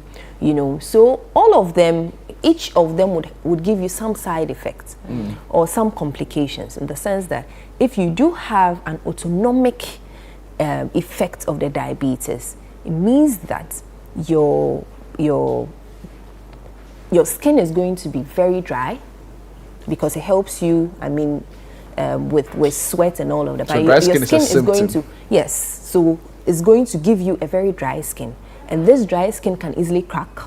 And if it easily cracks, what happens? You have microorganisms going in, and then the whole cycle starts. So you may end up with an infection that you are unable to tell. Doc, the weakness as well. Maybe you come back to the weakness, because maybe this question is also linked to it. But very briefly, I hear people say an unspoken part of dealing with diabetes and treating diabetes is the mental health it has on the person. They say for some, it's actually the mental health complications that takes them to the grave. Maybe in dealing with a weakness, you can just segue mental health concerns around it as well. Okay, so yes, so then if it affects the motor parts, then you end up with the weakness, and you have something we call lethargy, and then you end up you are unable to do the things you are supposed to be doing. Okay, and then if you do have it affecting the sensory part of it, then you are unable to even tell the position. Let's say if it's affecting your lower limbs or your upper limbs, whichever, you are unable to tell exactly the position, or your sensation now becomes reduced. So all of these will come together, And then if you should have any cut or an infection or a breach in the barrier, which is the skin, it means that it is likely that it is going to continually to grow, okay, it will propagate to the extent that by the time you notice it, you have a very huge ulcer, and that ulcer is not healing. It becomes a chronic ulcer. It's not healing.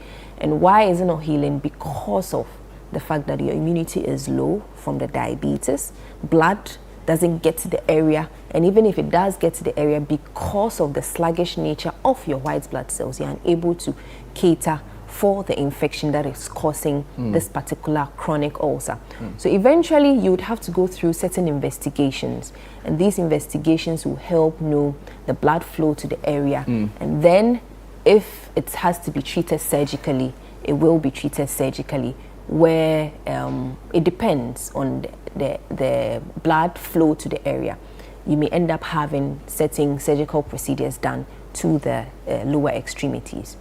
Then the other complication that we can talk about is the effect on the kidneys. So affecting these ages can also go to the basement membranes that affects that is within the nephrons, which is the basic cell of the kidneys, and then end up giving you kidney problems. So the kidney problems, you may end up with kidney failure. So now the kidney is unable to filter the blood the way it's supposed to. So you end up with all the toxins in there being retained, or you end up having something we call proteinuria. So proteinuria, where your proteins, which are not supposed to be filtered through the kidneys, are now filtered, and then you may end up having uncontrolled, persistent hypertension. So I always say that diabetes and hypertension, most of them, they go together. One can cause the other. And then you mentioned the mental health. The mental health as well. So the mental health specifically, it affects the extremes of the complications. So from a very mild state of you being told that you are diabetic and you have to be on so and so and so and so, you have to restrict the kinds of foods that you take, and then all of that. Yes, some people do not want to be on medications for life. So most of the time, when you are treating some of these, it's multidisciplinary, where you have a psychologist on board to talk to this patient and then let them understand. Now, the one I would want to stress on has to do with you having a chronic ulcer, maybe on your foot, and then now, from all the investigations, the only option that will be available will be to do the amputation. Wow. I know. You get it. This is where you really would need the psychologist to come on board to speak to these patients, because some end up being in denial. I remember there are a few that when we saw on the surgical ward, and then they come in, you tell them, okay, so we've checked, we've done our Dopplers, we've done everything, and we think that you have peripheral artery disease and this limb needs to go. Otherwise, it becomes a focus of infection, and then it affects all other parts of your body. Now, the first thing is either they burst crying, so you know that, I mean, now they feel that their world is crumpled.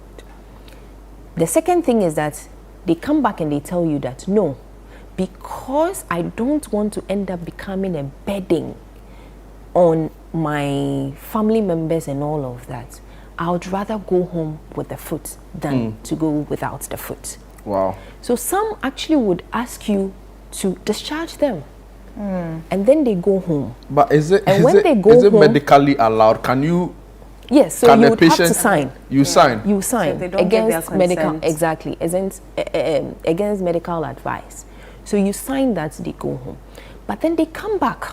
Some people after worse. 2 years, they come back 2-3 days after or a week after, and it's worse. And now they consent to the fact that because they will be in excruciating pain, and then it's a chronic ulcer, so there will be some smell, all of that, you know, associated with it. Then eventually they get to accept it, but you need to counsel them. Very, very important. you should really continue do need to counsel them. We should continue this we'll next continue week. this conversation. We'll start from the have to- point about how people opt to go home with their condition not significant. Well, but I'm so grateful for Thank your you time. so much for your So time. grateful for your Thank time. you too. We're going to our correspondence from our correspondent, and today we're going specifically to Toko in the Volta region, where their ferry has broken down and residents have no other option to transport goods and services. Bando Toko, a crucial route linking the Volta and Eastern regions, has come to a standstill following the breakdown of the ferry station here, a crucial means of transportation across the Volta Lake. The ferry, which ceased operations months ago, has long been a lifeline for nearby communities, serving residents, traders, students and workers. Now with no functional ferry, travelers have little choice but to cross the lake using overcrowded and poorly equipped canoes, raising serious safety concerns. During Channel 1 News' visit to the Bando Toko site, a makeshift canoe loaded passengers bound for the Afram Plains, Agodeke, and other lake-bound communities. Most passengers were seen without life jackets, though a few were provided with them. Some travelers expressed frustration and shared their concerns with Channel 1 News, emphasizing the urgent need to repair the ferry. We are pleading with the government that the stress in these boats is very risky. We are pleading, and sometimes we will be overloaded in it. No seat for us to sit, and with animals like cow and other things. It's very risky, so we are pleading that for us to save Mother Ghana properly, they should just bring us the Bantu. It's very, very difficult for us. Our lives is in danger. These canoes lack the capacity to safely carry such large numbers. Without adequate safety measures, like life jackets and reliable navigation equipment, travelers face heightened risk, particularly during rough weather when strong winds and waves increase the chance of accidents on the lake. My brother, this thing, as well, is very, very dangerous. Some of us, we don't normally used to drink this one. The last time I took this one, it's like when the air is blowing seriously, it's very dangerous. So I think we are pleading to the government to try his best to repair the Bantu for us so that it can help us. Students who depend on the ferry for their daily commute to school are among the most affected. In the ferry's absence, these students and others now rely on small, precarious canoes that often exceed safety capacity limits, carrying over 100 passengers at a time. It's risky because looking at how wide and huge the lake is, we don't know whether we will reach or we wouldn't reach. We are only in the hands of God. And so we are urging, or I'm just urging the government to come to our aid and then bring back our ferry so that there will be easy crossing. Loaders and canoe operators, while acknowledging the dangers, have called for safety materials such as additional life jackets to ensure a safer crossing for all passengers. We need a boat to come and help attach us. If one boat to load at Bando Toko and one boat to load at Agodeke, it will be safe. For some days a day, the Bantu was not working. And in the boat too, we are seeing that it's plenty dangerous to people by crossing. Joshua Phil Amenyugbe, Assembly member for the Bando Toko electoral area, also voiced the concerns of travelers, emphasizing the urgent need for the ferry's repair to restore safety and reliability for the community. Bando Toko has about 10,000 population, and most people also stay outskirts of the community, that's in the eastern region. The main safety transport avenue is the Bantu or the ferry, which got broken or spoiled for the past 2 months. This makes it very difficult for people to travel to the overbound, especially Agodeke in the eastern region, safely. As you can see, even our landing place has submerged, so the Bantu doesn't have a landing place. And now the only means that the people can use to cross the river to Agodeke is this boat, which they travel without life jacket. Even though the assembly tried to provide some of them with the life jacket, they claim they don't feel comfortable in it, so they normally don't use it. they normally don't use the life jacket while traveling. So this boat which I'm currently standing in here carries over 100 persons each day to cross the Volta River. This follows the absence of the ferry which got broken down some months ago. Travelers who use this boat say their lives are at risk as they sometimes move without life jackets, and also there are no seats in the boat. They are thus calling on the appropriate authorities to quickly fix the ferry to ensure that their traveling across the Volta River is safe. Reporting for Channel 1 News from the Kpando Toko Market, my name is Desmond Salasiago. So that's what residents in Toko are facing. Imagine, Jude, having to travel on a canoe to your destination. Did you see that vast water? Have you ever sat in a canoe before, first of all? Tina Show. Tina Show. Tina Show. Nazo, Oprah,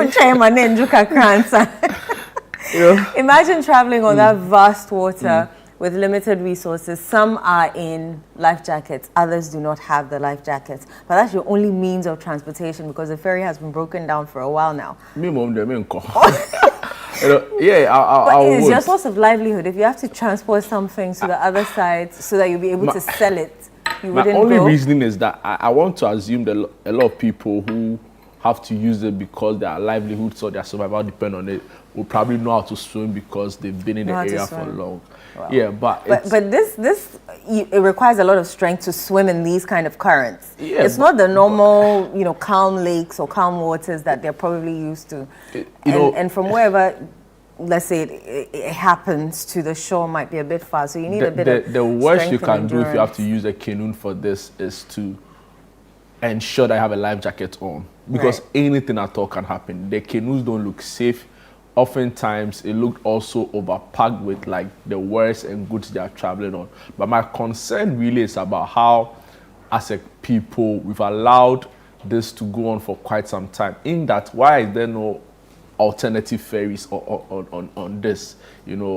It beats my imagination. And people, we say it often. It's become very cliche how ballot materials and election materials will reach there in record time in pristine condition, but people can do same and for their livelihoods and their survival. So for me, it's quite unfortunate, and more so because you have a transport ministry, you have all sorts of things, right? People who are being paid to oversee all of these things. See political posters over there, but for some reason we can't pay heed to their concerns, and for me this is very unfortunate. Let's speak to the man who brought us this story. Desmond Ago, our correspondent in the Vulture region, joins us via Zoom. Desmond, good morning. How are you doing? Okay, he's via phone rather. How are you doing this Sunday morning? I'm doing very well, and how about you? I'm very well, thank you. Oh, you didn't ask Jude how he was doing. Sorry. He has been. He saw you on the TV. He's blown away. He's Charlie. Well, it's fine. That's what's up. Hope everything is well. Sorry. That's. How about you? Well, it's great to hear. Desmond, there's only one ferry in Toko. Is that the sense that we're getting? And what are authorities doing about it? How long has it been broken down for? Give us the story.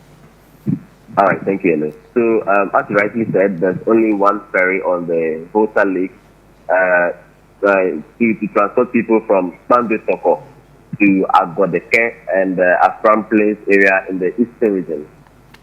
This ferry got broken down in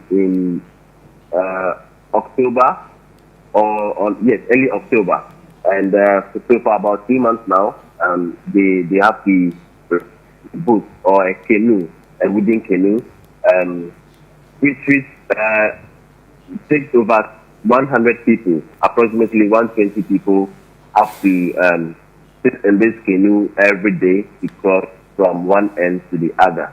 And it's sad to know that most of these people don't know how to swim. So should something untoward happen, they might not survive. So what the community and the MP and the assembly are doing is to provide them with some life jackets But the canoe is very small, taking 120 people, including goods, animals, motorbikes, and what have you. It's very risky crossing the river, the lake with such means. You know, the people, their concern is just for the authorities to fix the broken down ferry to ensure that their lives are safe when crossing the lake. Also, the nature of the lake is as such that you can't predict the weather when you are on the lake. And these canoe operators also don't have any technology, or they don't use any technology to determine how the weather conditions are on the lake. So whilst on the lake, the weather suddenly changes and they fear for their lives. So they are just appealing for authorities to quickly fix the broken down ferry to ensure that their lives are safe when crossing the lake. I'm sure you spoke to authorities, or at least tried to speak to authorities on what is preventing them from fixing the ferry, because I mean, since October, we're in November, and November is about to end. What exactly is preventing them from fixing the ferry?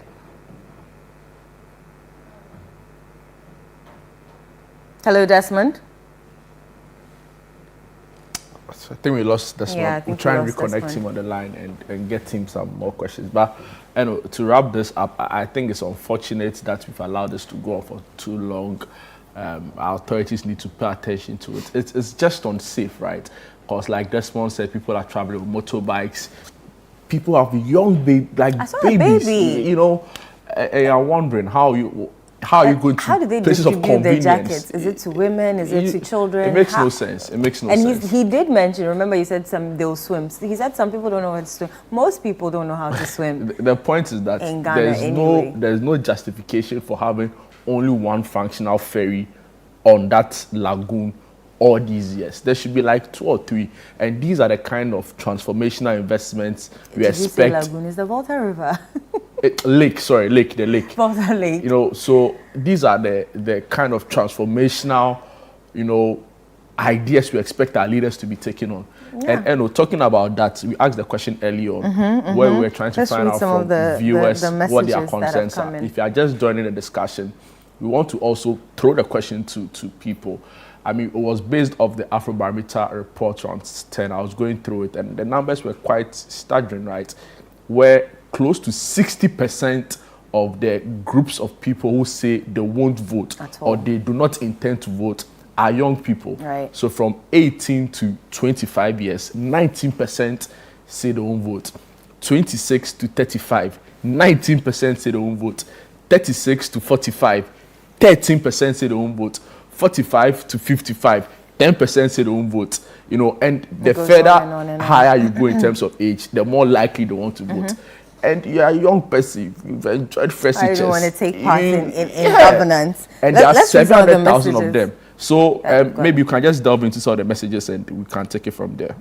So this one says, this is from Samuel in Techiman. Okay, Desmond is back on the line. Hi, Desmond.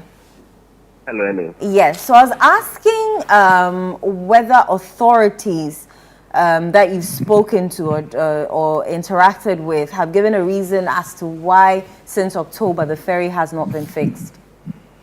All right, so hello. I've not been able to talk to the personnel on the ferry because they declined to talk to me. Same as those in Dambai also, they don't usually talk to the media. So I spoke to the assembly member of the area, of the Spandu electoral area, one Joshua Phil Amenude. According to him, the ferry was taken away about 6 weeks ago, and since then they've not heard anything from the personnel mounting or fixing the ferry. And it usually should take about 2 or 3 days to fix the ferry to ensure that it's back on site working, because that is the only means of transportation on the lake. So if it's away for a very long time, people don't have to usually don't use those routes again, although they are shorter, so they will have to go and pass through Kumasi, Eastern region, all the way to the Volta region, which is very far. But using the lake is much shorter, maybe about some 2 hours in Pandutoko, and also move to other parts of the region and vice versa.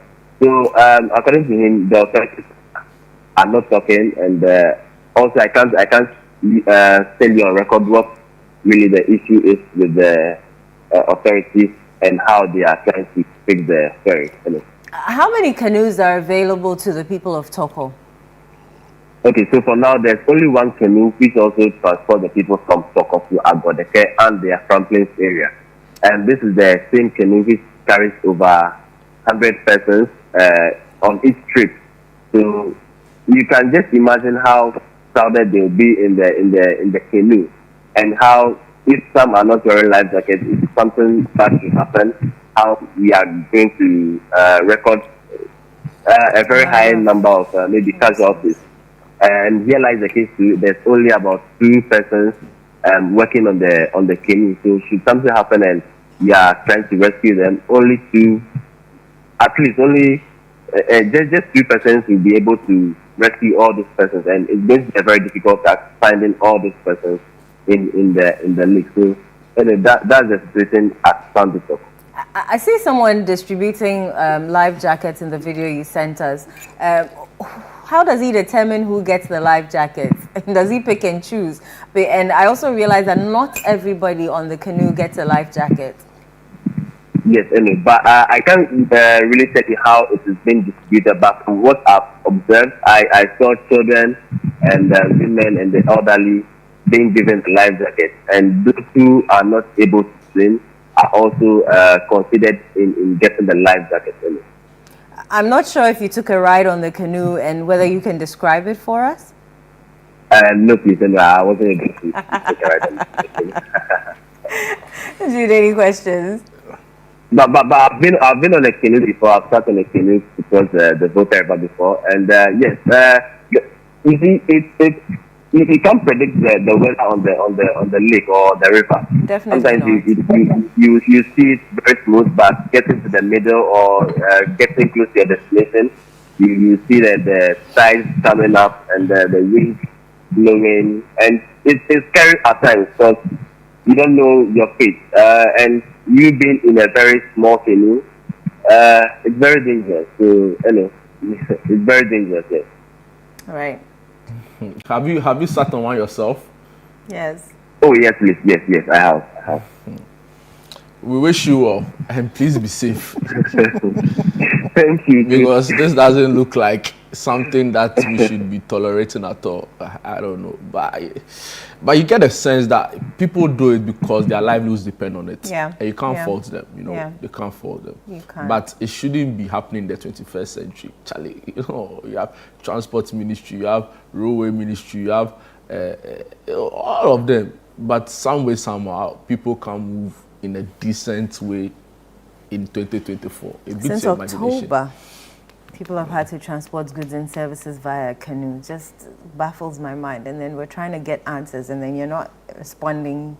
You don't care. You don't want to talk. How do we communicate why the ferry is not working? You watch to the it. By the citizens? time it's ready for them to transport ballot papers to the districts in the area, the ferry will start working. The ferry will start working giddy with extra fuel and things inside. It's not proper. It's just not proper. Anyway, right. Should we do questions? We can read a couple of the messages that have come. This one, Samuel Kunam from Techiman says, I am definitely voting in this year's election because the current regime has exacerbated the economic problems of this country. Their only achievement is unprecedented corruption over the past almost 8 years. After examining all the manifestos of the political parties, I am endeared to that of the NDC, and I'm going to vote for them. However, they should endeavor to implement every nitty-gritty of their policies. Small nitty-gritty. This one's talking about the ECG story, which we reviewed, saying, hey, ECG power, how many of us can even afford for a full month in this hard economy? Adoba Kingsley from Atimokwa says, I am voting against NPP government because of the economic hardship they have brought to the good people of Ghana. Good day, host. We must massively vote out this family and friends regime because it has done more harm than good to our economy, pensioners' livelihoods, forest reserves and water bodies. NPP is an existential threat to our democracy and rule of law. Richmond from Tema West, I'm voting for the NPP this year because, if anything, I'm a beneficiary of the free SHS. Okay, I think I've read this. I want people who have decided not to vote, right? So if you're a young person, you're watching, you're between the ages of 18 to like 35. I mean, according to the Afrobarometer, there are about 19%, you know, of such people who have decided not to vote. This one from Aite in Bubuashi says, I will not vote because NPP and NDC are the same. Another one says, I will not vote because the two major political parties have failed me. I have no hope in them. Meanwhile, the minor parties too are not well positioned to change the narrative. I was told to be a citizen. Now I am a prisoner for being a citizen. People just said, stop Galamsey and see what they went through.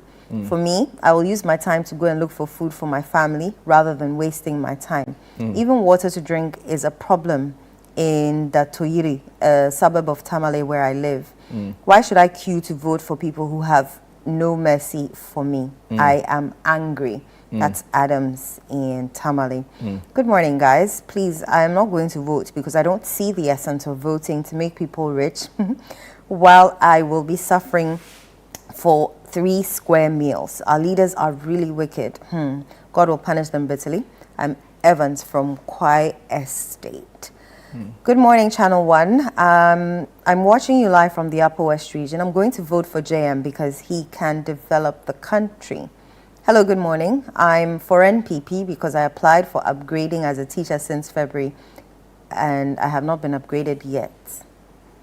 Why won't I vote? My hands and fingers are crying for change.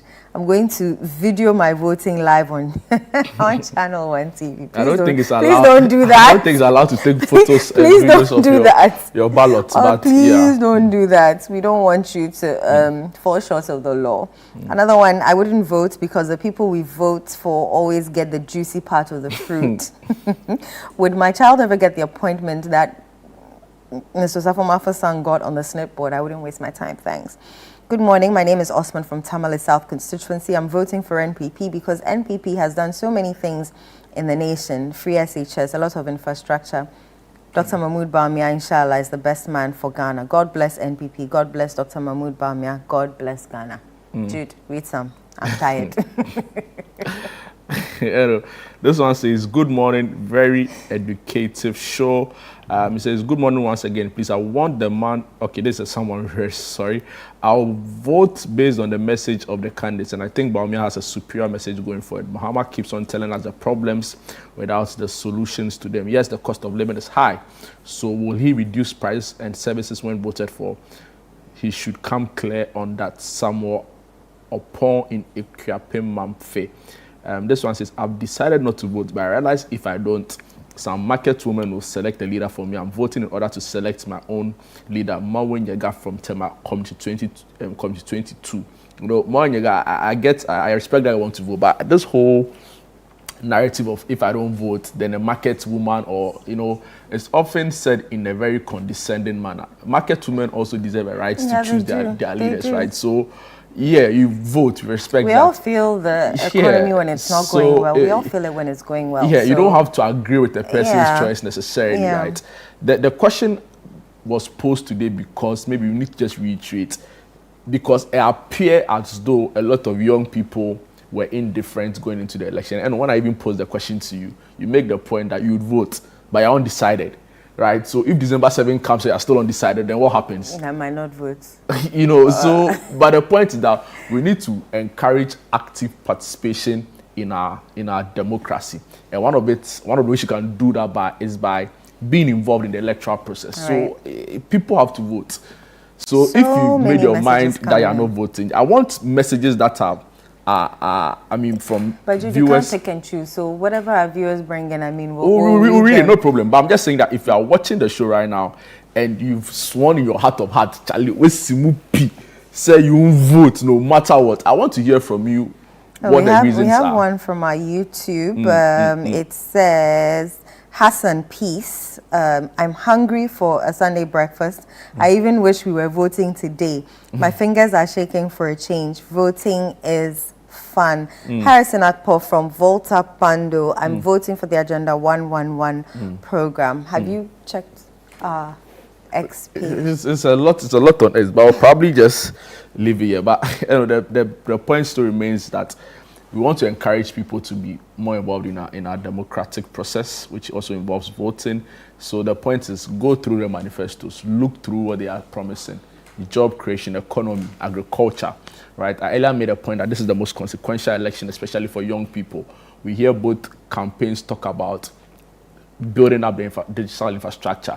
Right? So they say 1 million people in coding. They understand why this election is so important to young people, and they've captured promises in there. But look at what they say. Go beyond the promises.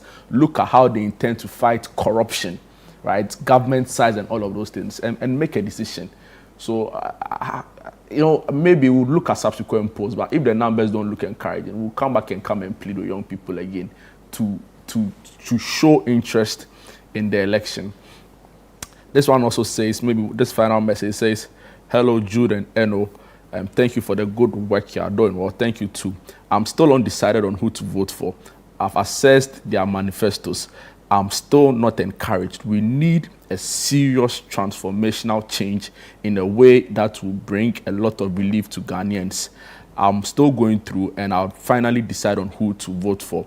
Good morning. I'm voting for MPP because as a teacher, I've suffered for 18 months. I suffered for 18 months without salary under Mahama. Mahama wants Ghana's money, and he's only interested in becoming president again.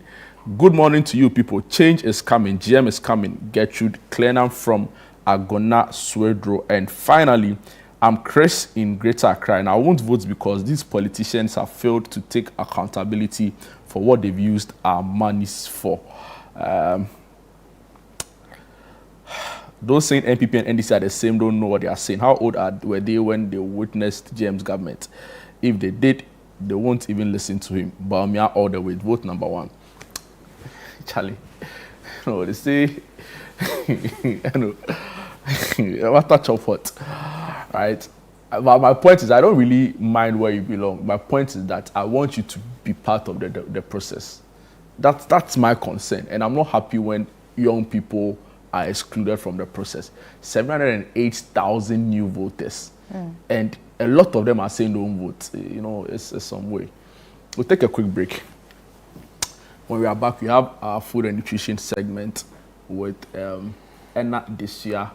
She's a registered dietitian and also runs the Desua Consult. We also have sports later in the show for you, so don't go away.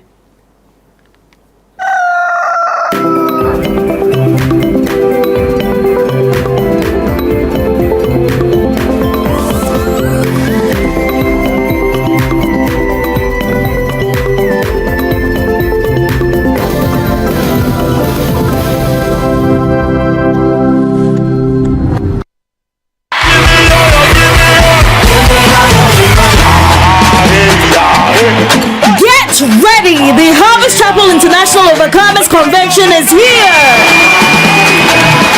It's a week of the word and demonstrations of God's love and power. Theme: Wisdom for Building the Church. And God's servants ministering are Prophet Eric Oklu Parsley, Living Fountain Baptist Church, Bishop Ewusi Bookman, Rhema Calvary Center, and Dr. Michael Bwedi Nyamiche, Maker's House Chapel International. And it's hosted by Reverend Fitzgerald Donko. Prepare your heart, soul, and mind, and let's meet at Tehillah Temple, Harvest Chapel International, South Tesano, from Tuesday 26th November to Sunday 1st December, 6 p.m. each night from Tuesday to Friday, and 9 a.m. on Sunday. Song ministrations will be by the Harvest Gospel Choir, and Wonyam and Calvis Hammond. Make time to be at the life-transforming Overcomers Convention 2024.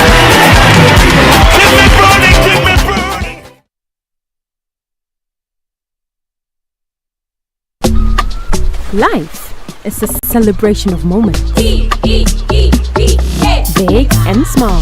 The sun is scorching, I'm feeling the heat. With Piva Drink, every moment becomes a refreshing celebration. From the beach to your home, in every corner of your world, Piva drink at a burst of refreshment. Give me Piva cocktail and tangerine.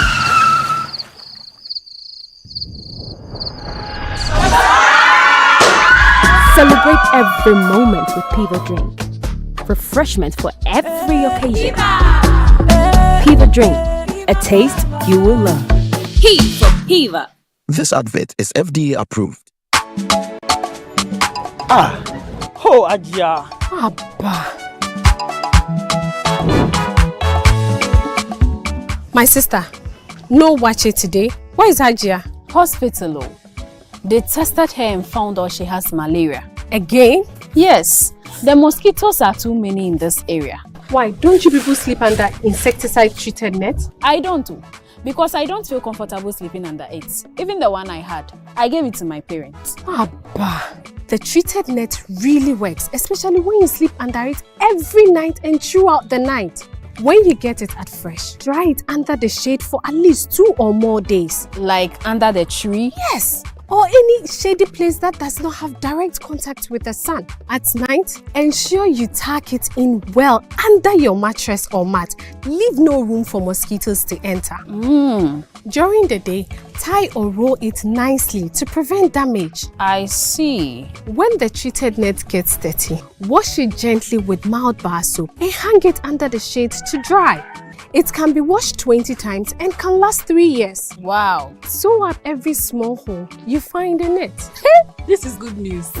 That's it. Follow the above process of caring for insecticide-treated net and sleep under it to prevent malaria. The heat is mostly from your room. Either air doesn't come in or your windows are too small or closed. Allow enough air into your room to reduce the heat.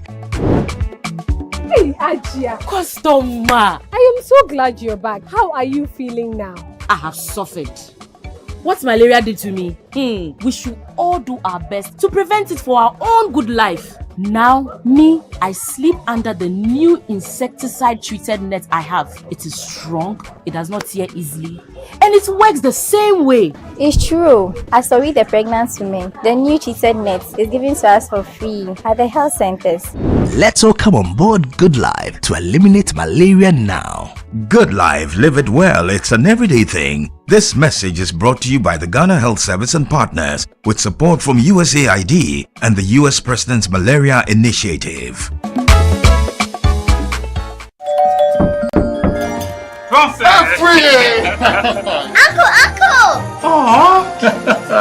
This Christmas is giving. It's giving!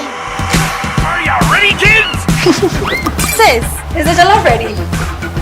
These your people. The area must be for kudos! The jollof is ready! Sakura.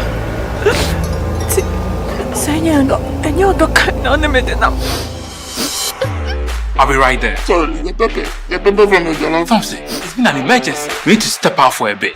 Oh! 5 more minutes! Hey, Mrs. Afri, can we get some takeaway packs? This Christmas, it's giving the best in entertainment on DSTV. Grab a DSTV decoder or reconnect to your existing subscription and be entertained. Now this is giving. Thank you!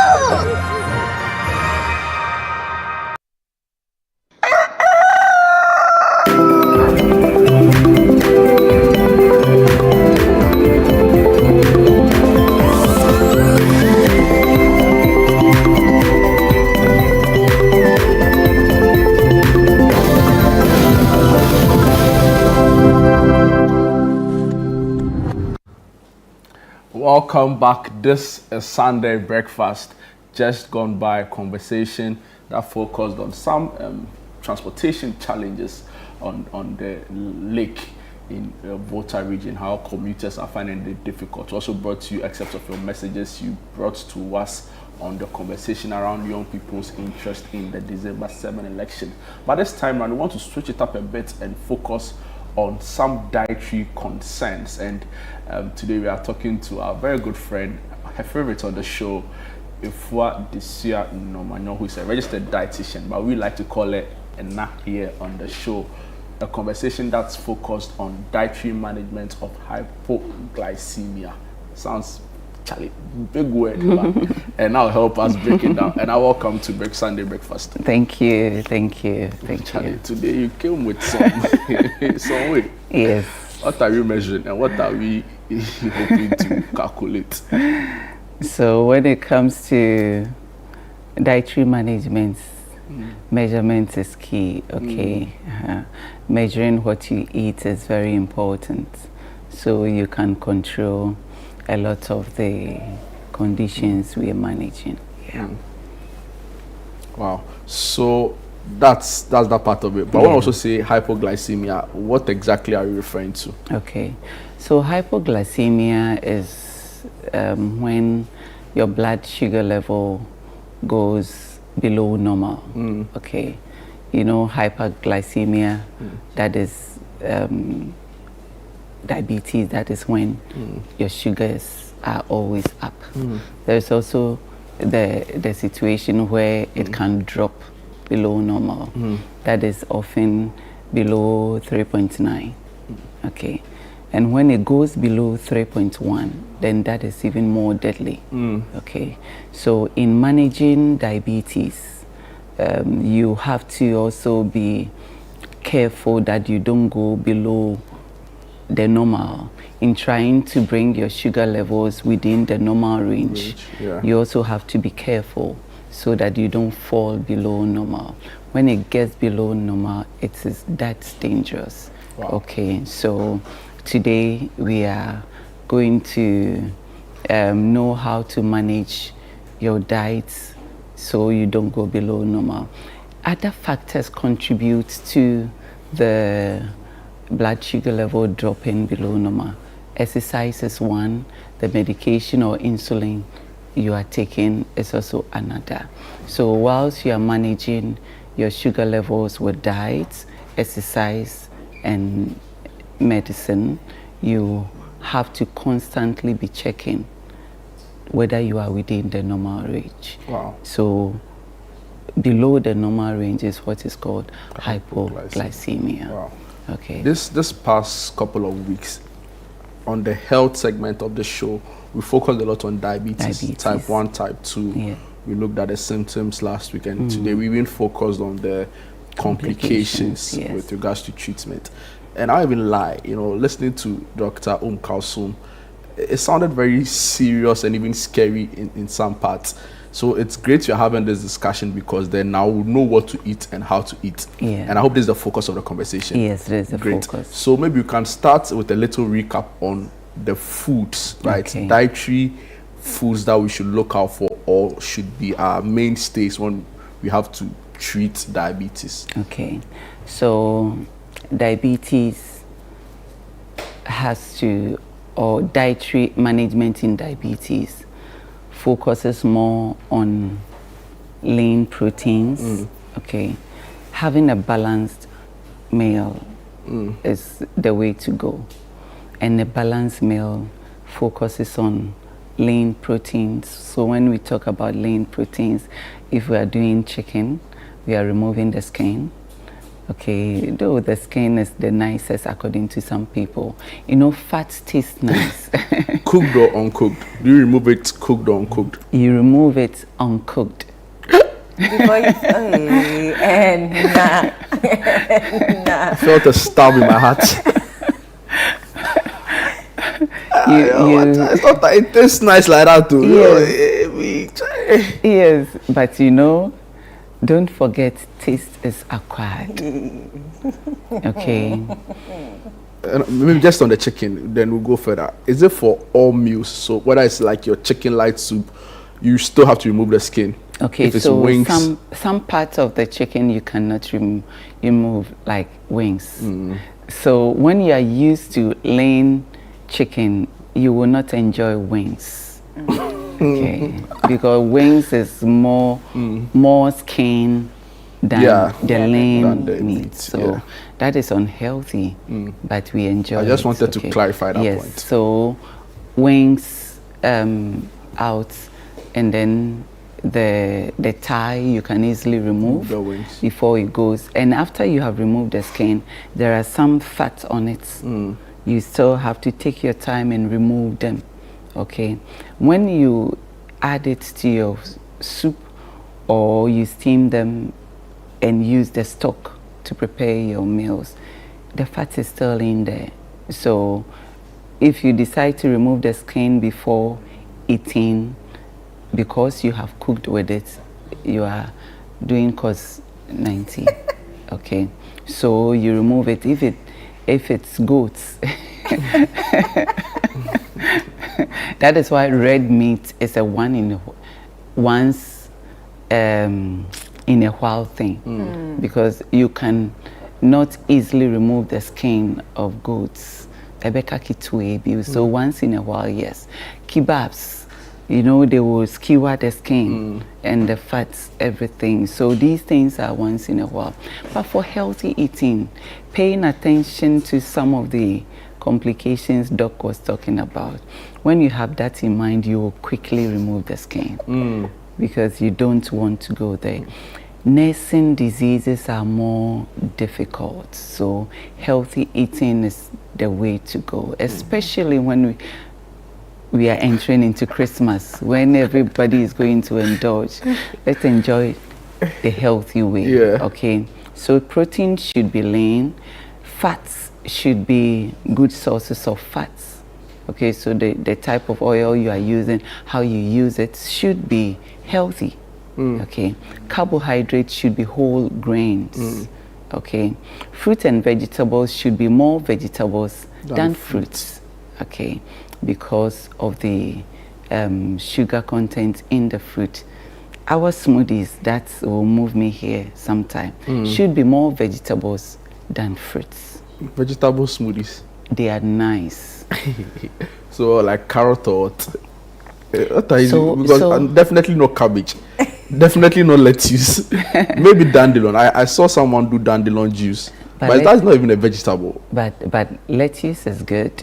Lettuce is nice. Lettuce and smoothies are nice, but we use them therapeutically in the hospitals. Okay. Cabbage, we use them in smoothies therapeutically, but some people do them, especially when you are treating also like that. Although it's therapeutic, but it's nice. But you blend it. You would definitely not do cabbage smoothies and say I'm going to sell, right? Okay, so it depends on your targets. Okay. See, the type of smoothies we do or you do, that is very dense with sugar. Because we're focused on the taste. Yes, so let's say you are adding pineapple, banana, watermelon, frozen watermelon and frozen banana. Oh God, and a little milk. Oh my God. That's nice. That will taste nice. Yeah. But when you are done with all that, this is the allowed quantity of that to drink. Yes, because it is dense. Wow. Okay, with the sugar. Man, there's no point. And this is 120 ml. Okay. So will you be okay drinking this? You would want more. Yeah. By the time you are finished with the glass, then you should have gone for fufu because the energy in that glass. Oh God. So yes. So back to diabetes management with diets. The whole grains are key because they are slowly digested to give you constant supply of blood glucose. So you have regular supply of energy. You know, the body's main source of energy is the carbohydrates. And fruits and vegetables are also carbohydrates. Let's not forget that. So we are going for the whole grains that have the fiber intact. Okay. And though reduced, you are supposed to ensure that you are always having the wholeness of the grain intact. So therefore, a diabetic should not take Hausa cocoa, for instance. A diabetic will not enjoy mori cocoa that we sieve. We want it fine, so we take the fiber out either with our hands or we use colander to sieve. You are throwing away the fiber. Okay, we can incorporate fiber in the form of seeds and nuts back into the porridge, okay, to make it more nutritious for us. And it's the healthy way to go, whether diabetic or hypertensive. One main important issue is when you are diagnosed diabetic, you should eat as though you have hypertension and high cholesterol. Okay, so you watch your fat intake, you watch your salt intake, and you watch your fiber intake, because we always say they are like triplets. One calls the other and the other. Right. So when you have the triplets in position, then they attack your organs. That's the complication. So it is always important to focus on reducing or slowing down the disease progression with your diet and medication and physical exercise, and ensure that you are not attracting the other two. Okay, so with that in mind, you eat the healthy way. You remove the skin, you make sure you go for whole grains, you make sure you are exercising, you ensure you are not eating too much salt and too much sodium. Okay. So with hypoglycemia, how do we plan a meal? Okay. Is it slightly different from the diabetic meal plan? So hypoglycemia, when you have noticed that you easily fall into hypo, it means that you need regular supply of glucose in your system. It means that you easily go below the normal range. Okay, you will see the symptoms. You get confused, you get tired, you feel dizzy. If you don't take care and it is not noticed early, you might even go into coma. Okay, so in order to prevent that, you have to eat smaller meals at regular intervals. Every 3 hours or 4 hours you are eating something. So when you wake up early morning, you go for a cup and vegetables before you even start your day. Okay, so 6, 7 a.m. fast tea or porridge is key. Then you plan for your breakfast. Once again, the meal we planned yesterday, the same whole grains, protein and fats is intact for your breakfast.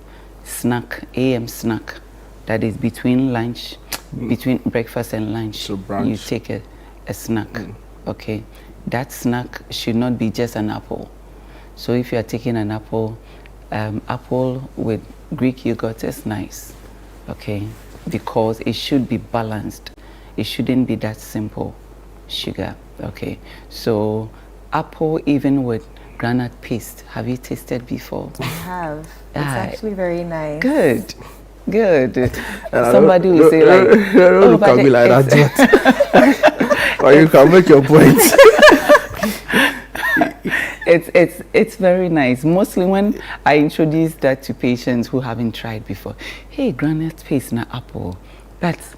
They might as well just eat apple and like palm nuts. Palm nuts. They're not for the palm. No, that's wow, you want to eat apple and granite paste. But don't you spread granite paste on bread? Yes. So I am replacing the bread with an apple. And it's nice. It's really nice. To be fair, they are both high fiber foods, right? Yes. Bread and the apple. But this one has more vitamins. The apple will give you more vitamins and minerals, than the bread that is even not supposed to go for. So you slice the apple you slice the paste in the bread? Yes, or better still, you just dip it into But how about chocolate paste? Duncan, try it.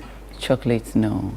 So we are going for the healthy ones. Okay, so granite paste is healthy. Even that, just 2 tablespoons, and 2 tablespoons is enough for 1 apple. Okay, but the chocolates is too dense with the apple. And even there are some added sugars that we don't want to go. Though we are trying to prevent hypo, we want it the healthy way. Okay. Wow. So you can go that. If you don't want that, you can do your salad, small cup of salad with your egg on it. So it shouldn't just be vegetables.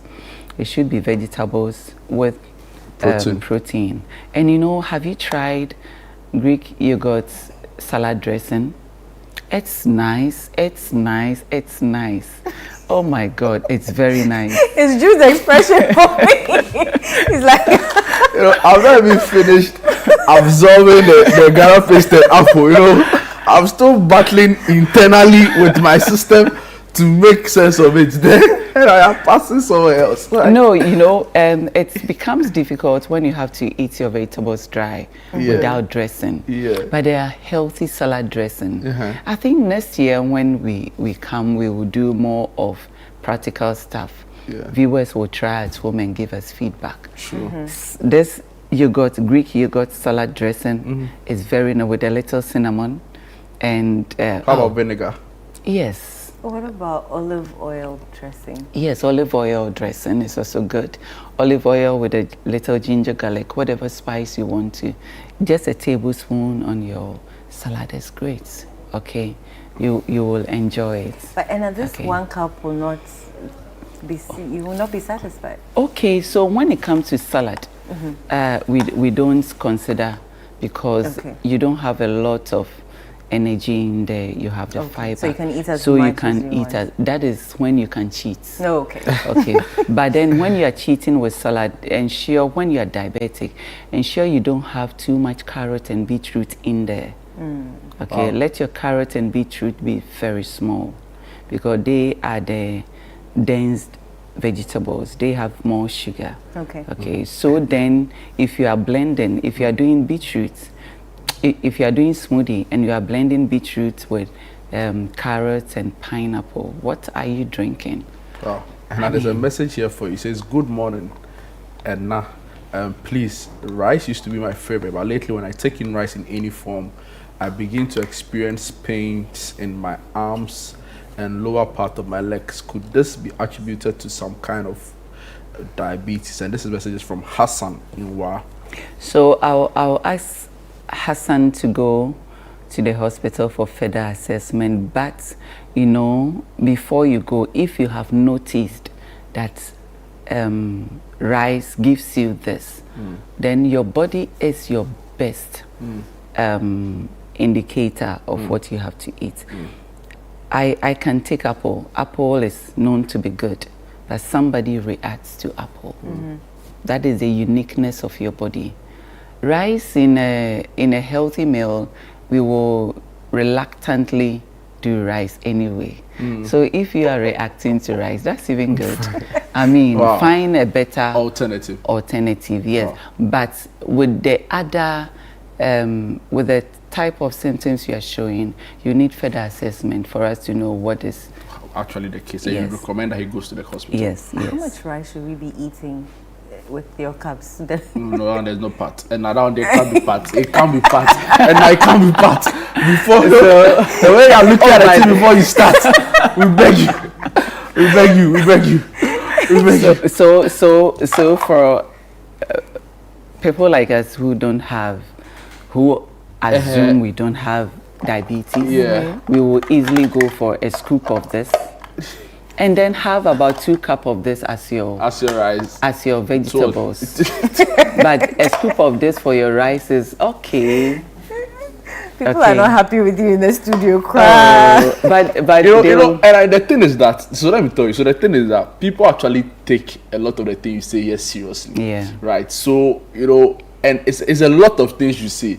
So maybe you should just try and, you know, give us a little more room. Because what you say, you 1 cup of this for someone like, for a man. But when you go to the restaurants, and they will normally give you about 2 of this.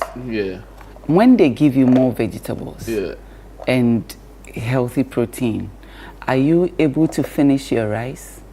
You are likely unable to finish it unless you eat your rice first before your protein and your vegetables. But like you said, you should start with the vegetables. Yes. But the other thing really too is that a lot of us don't get our food from? You know, the restaurants is once in a while. Okay, so let's say at home. Yeah. When you're dishing I can imagine you have prepared your jollof. Yeah. Christmas is coming. You go for about 3 or even 4 portions. I don't as measure. a guy. I sat it. I don't measure. I sight. Like I scoop it.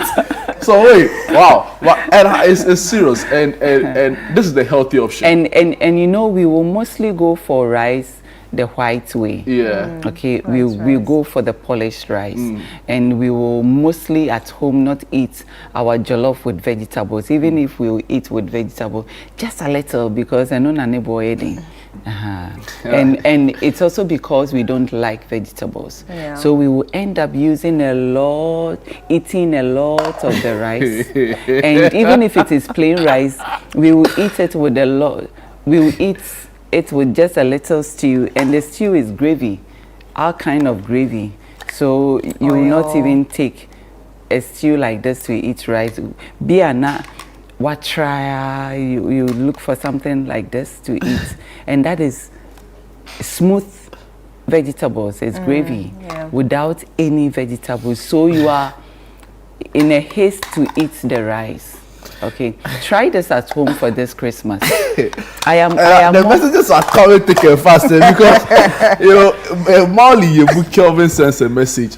Atobra Kweku Eje also sends a message. Molly says, "My name is Molly Yevu Kelvin. God richly bless you, Anna, for this educative talk. I want to ask, can you eat fruits before eating banku or fufu?" That's the first one. Now, Atobra AJ also says, when Eno asked you about the measurements for rice, my heart also started to beat. I didn't want any surprises. So, you know. so this cup, before I go on, this cup, it's like, for somebody like me, or us who might be sedentary in a lot of our work. Yeah. Okay.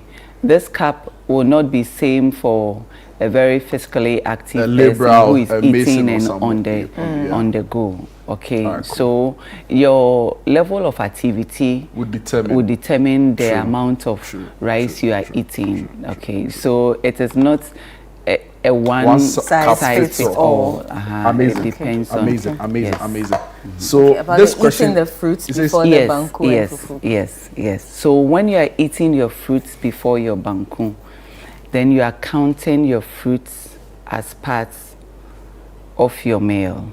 Okay, because fruits is also give. Let's say if I'm eating my apple or my orange or my banana with my banku, okay, it means that I then have to reduce my banku. If this is my bowl of banku for my body, okay, then eating the banana or the orange before this means I have to reduce the banku a little so that I am fitting it with this. Okay, but if I say that is natural, so I will eat the banku, the regular size of the banku, and go for about 2 or 3 fingers of banana. I have eaten more carbohydrate. They are all carbohydrate. So as a healthy meal for a diabetic, you can take salad with fruits and your protein in the morning, and that's a meal. No porridge. Okay, so fruits is counted as carbohydrates. Okay. Wow. This one's from Nigeria, and it's saying that this is educative. Please keep it up. What food can people with diabetes but living in the villages away from salad ingredients eat? This is a big concern. I watch your program every Sunday morning. I'm 60 plus. From Messi Toyen. The village food is even the interesting one with diabetes. Okay, so if my grandmother in the village or my mother in the village wakes up in the morning and wants to do her vegetables in the form of gardeners, kuntumre, they have the herbs, we have a lot of the greens, the ademes. If we are doing that and reducing the banku that will go with it, the yam that will go with it, whatever whatever starchy carbs going with it, That's also healthy. But you wake up in the morning, if you're a person that easily experiences hypo, then you need a tea. And your tea can be in the form of, or your porridge can be any of your porridges without the sugar. So that you start with that, just a cup of that before you start your day. Right. Okay. And when you know that you are the type that easily gets irritated, gets dizzy, gets confused, these are the signs. Even you start shivering. Some gets up early in the morning, if they haven't eaten, they are shaking already. That is a sign of hypo. Okay, then you have to get your porridge before then. You don't want to So with start hypoglycemia, you have to eat something as soon as you and wake up. Within short intervals, Right. because otherwise So they you're able to start draw shaking. a timetable for them? Yes, a they diet eat. Yes, timetable. they eat 6 times. Okay. Okay, so they are those when they are even going out, they have to go with either a small drink, Coke. But the small drink doesn't mean you should finish all the bottle.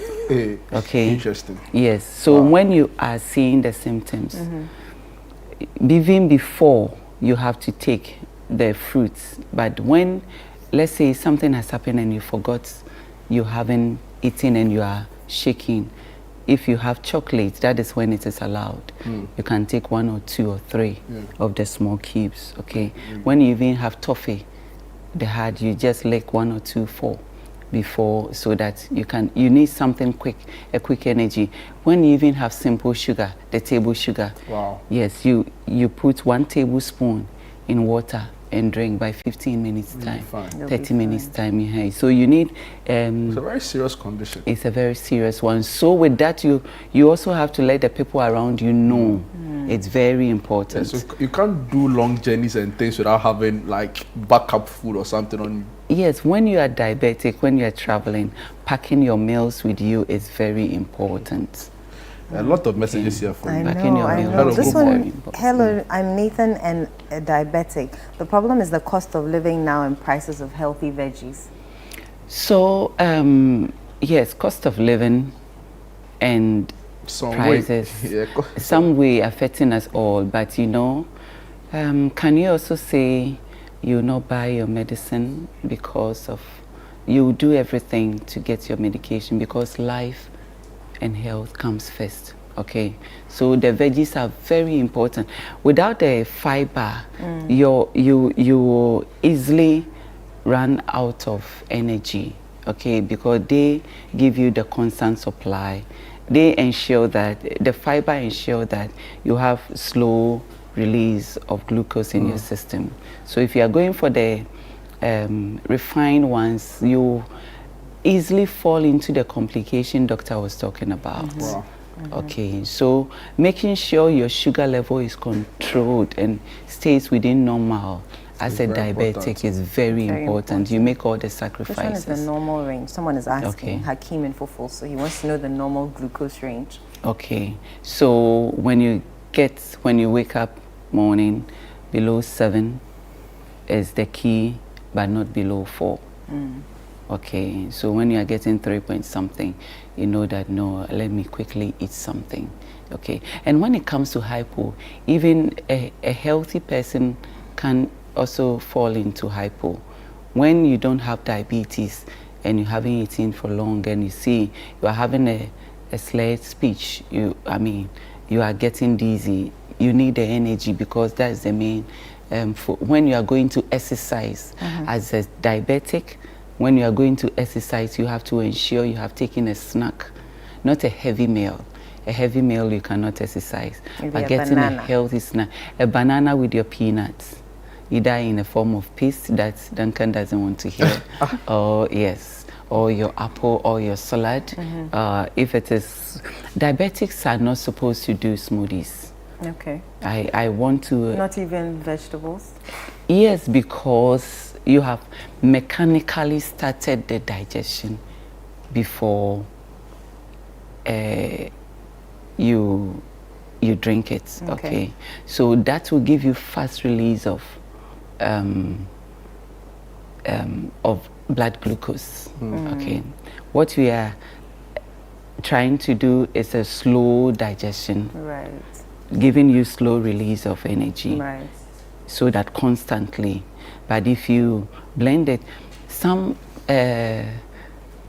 patients will say, we don't like vegetables. I mean, as Ghanaians, we don't like vegetables.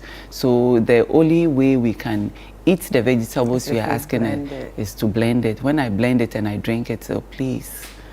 Don't do that. Don't do that as diabetic. Wow. Okay. Wow. Because that has been, yeah. Right. Any idea what we'll be discussing next week, or would have to continue? Because the messages are a lot, and I don't think we can go through all.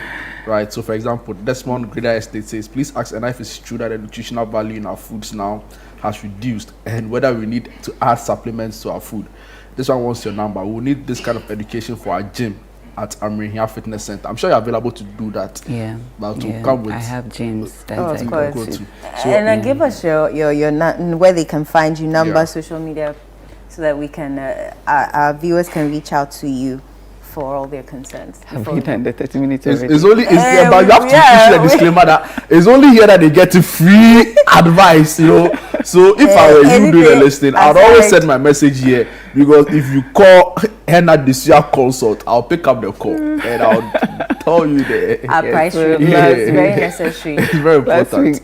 Before I got this message, there were so many messages. But this message from the Amrihia Gym, I think, has rather sent his contact. So we'll try and make it available. But and I thank you so much for your time.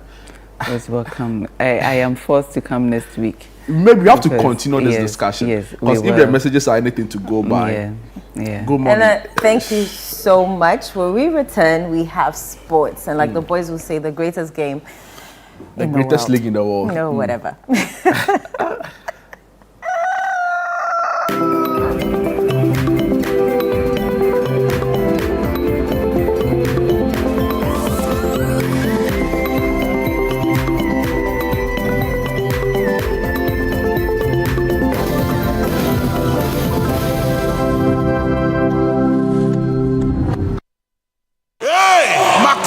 Get ready. Every objection against you is hereby dismissed. For Impact 2024 with the Archbishop Nicholas Duncan Williams, Reverend Dr. Eastwood Anaba, Apostle Joshua Selman, Apostle Isi Igeneba, Bishop Dr. Bernard Ojiri Asari, and Reverend Dr. David Entry. November 24th to December 1st, 9 a.m. and 5 p.m. daily at Action Chapel International, Prayer Cathedral, Dominion Arena. For inquiries or pass information, call 059-230-0069. Live from the heart of the equator, get ready to be mesmerized at a night of stunning fashion and electrifying music as 1957 event proudly presents Rhythms on the Runway, the Kente edition. From Accra, Ghana to the world, this is a spectacular fusion of fashion and music to ignite your spirit. Enjoy live performances featuring the legendary Asabia Cropper, Edem, Amanziba, Nasi, Episode, Kamido, Kwabna, along with comedy from DKB. Join us at the Grand Arena on Saturday, November 30th. Red carpet starts at 7 p.m. Showtime 8 p.m. Visit www.rhythmsontherunway.com to purchase your tickets or call the hotline on 053-553-4756. 200 cities for standard, 400 cities for premium. This event is brought to you in partnership with Beyond the Return and sponsored by Johnny Walker, Caveman Watches, Ghana Tourism Authority, Gold Crest Refinery. Step out in style with a hint of Kente and dress to kill. Rhythms on the Runway, the Kente edition, is a 1957 event. Media partner, City FM and Channel 1 TV. Attention, my Ghana people. Election day is almost here. This December 7th from 7 a.m. to 5 p.m. sharp. Each of us has the power to shape the future of our nation. Your vote in the presidential and parliamentary elections can make a real difference. Now, this is how to ensure that your vote counts. When you arrive at the polling station, verify your identity. Even if your voter ID card is missing, go to your polling station. You will be allowed to vote. Now, receive a ballot paper. Take a moment to check that it has a validating stamp at the back. This is very important, and make sure that it is clean and undamaged. Step up to the voting screen. Place your thumb on the ink pad and carefully place it in the box next to your chosen candidate's name, photo, and symbol. Be very careful to keep your thumbprint within the box. Remember to wipe your thumb with the tissue provided in the voting screen before you touch the ballot paper again. Then fold the ballot lengthwise and place it in the ballot box. Be very, very mindful. Your vote will be rejected if you thumbprint for more than one candidate, leave it blank, or if it's missing a validating stamp at the back. So take note. After voting, officials would conduct a transparent count. Ballots will be verified, sorted, and counted, with party agents carefully observing every step of the process. And yes, remember, this election is your opportunity to choose leaders who represent you. So step out on December 7th to vote and let your voice be heard. Your vote is your future. Remember, we vote with our thumbs, not guns. Weapons have no place at the polling station.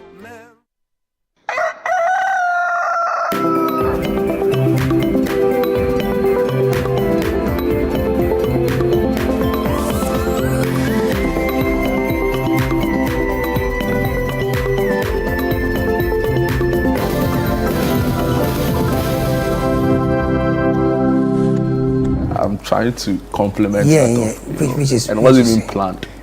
Oh, really? Yeah. I thought it was scripted. No. Okay. I think good. now our telepathy and our intuition is You know, it's always good to eat with people you like. Yeah. So you get your food digest better. You know, I'm always looking forward to that introductory remark of yours. Oh, really? Oh, yeah. You know, all the time. You know, we should do a compilation of it. Oh, really? And you realize that every opening remark is something, you know. Oh, okay. Yeah. So it's important, you know, never eat with people you don't like. Don't drink with them as well. Because you are really not yourself. You are not really psyched, So that's the problem sometimes we get. We eat with too many people.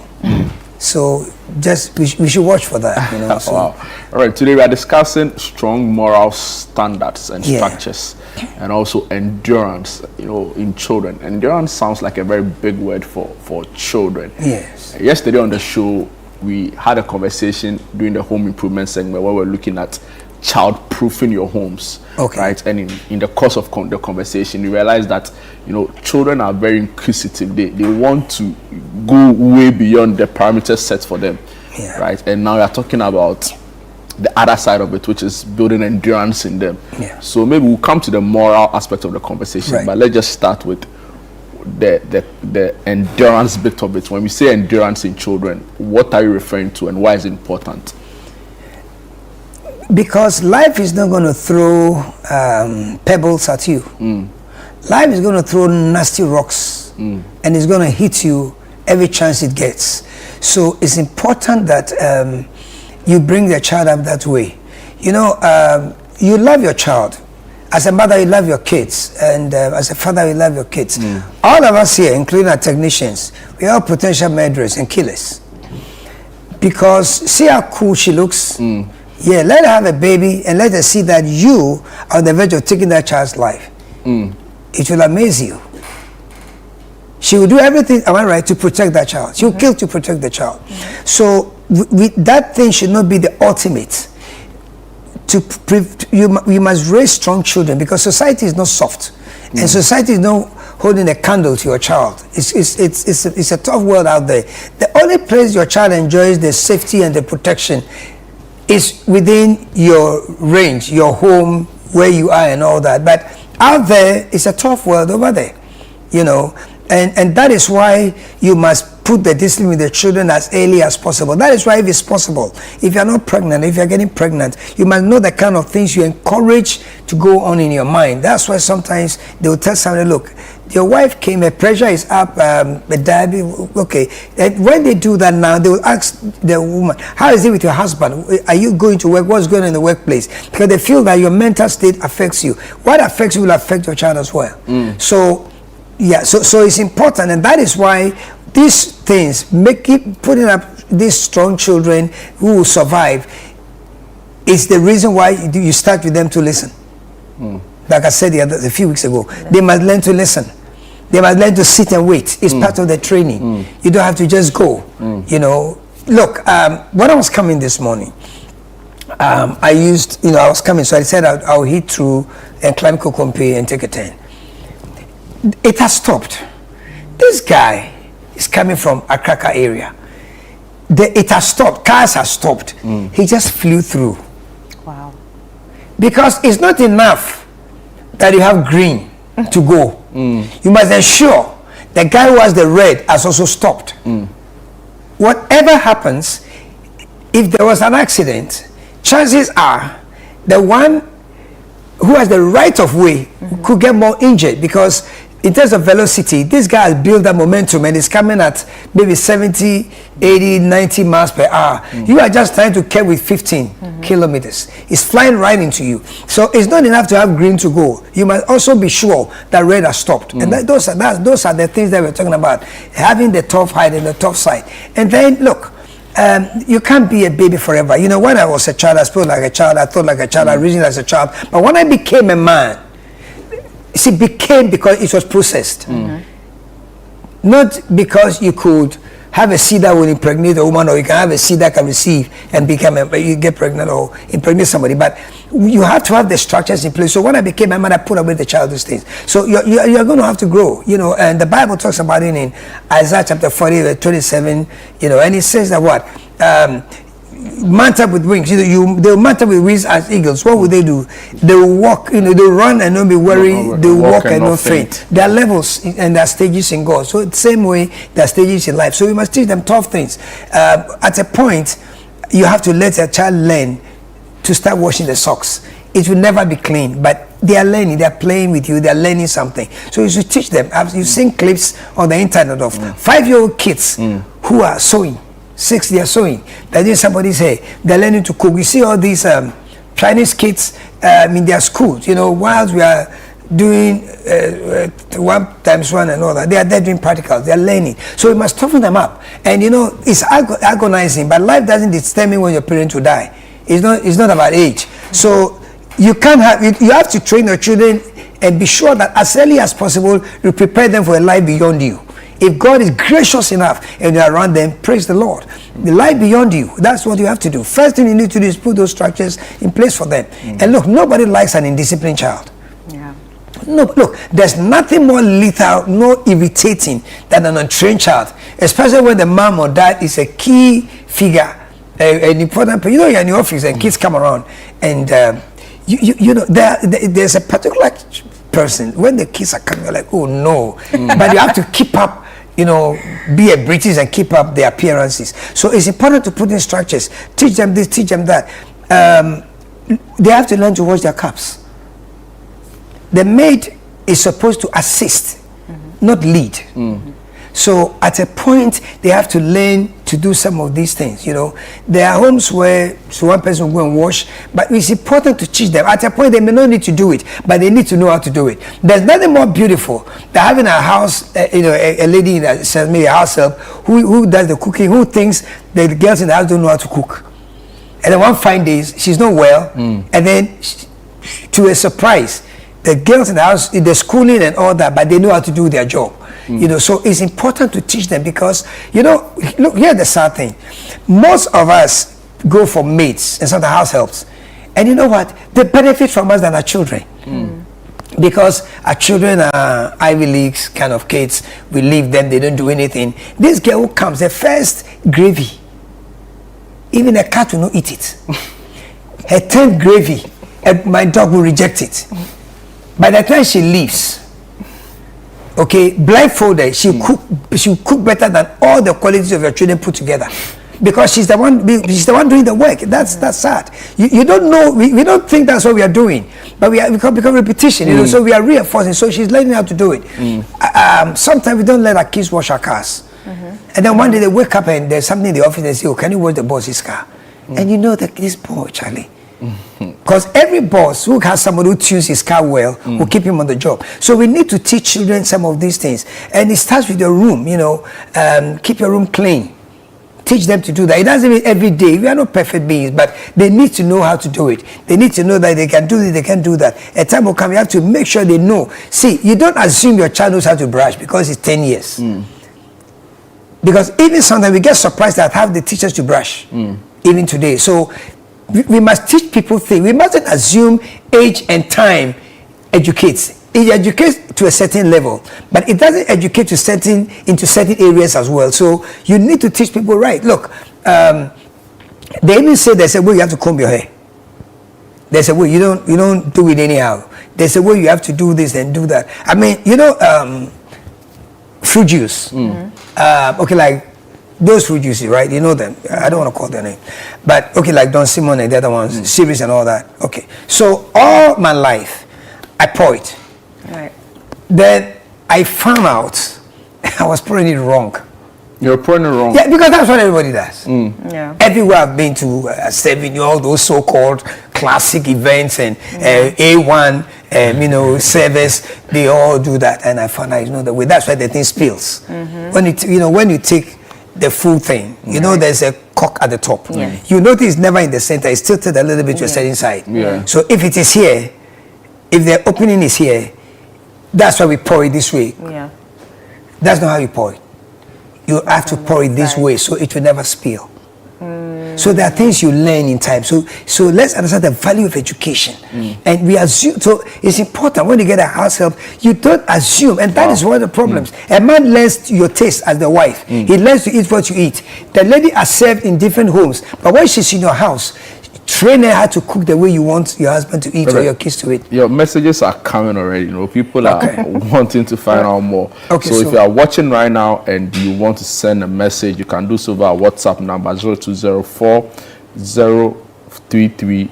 No, and I think I got it wrong. 0204 447 033 0204 447. It's hard to remember a number with a lady you like.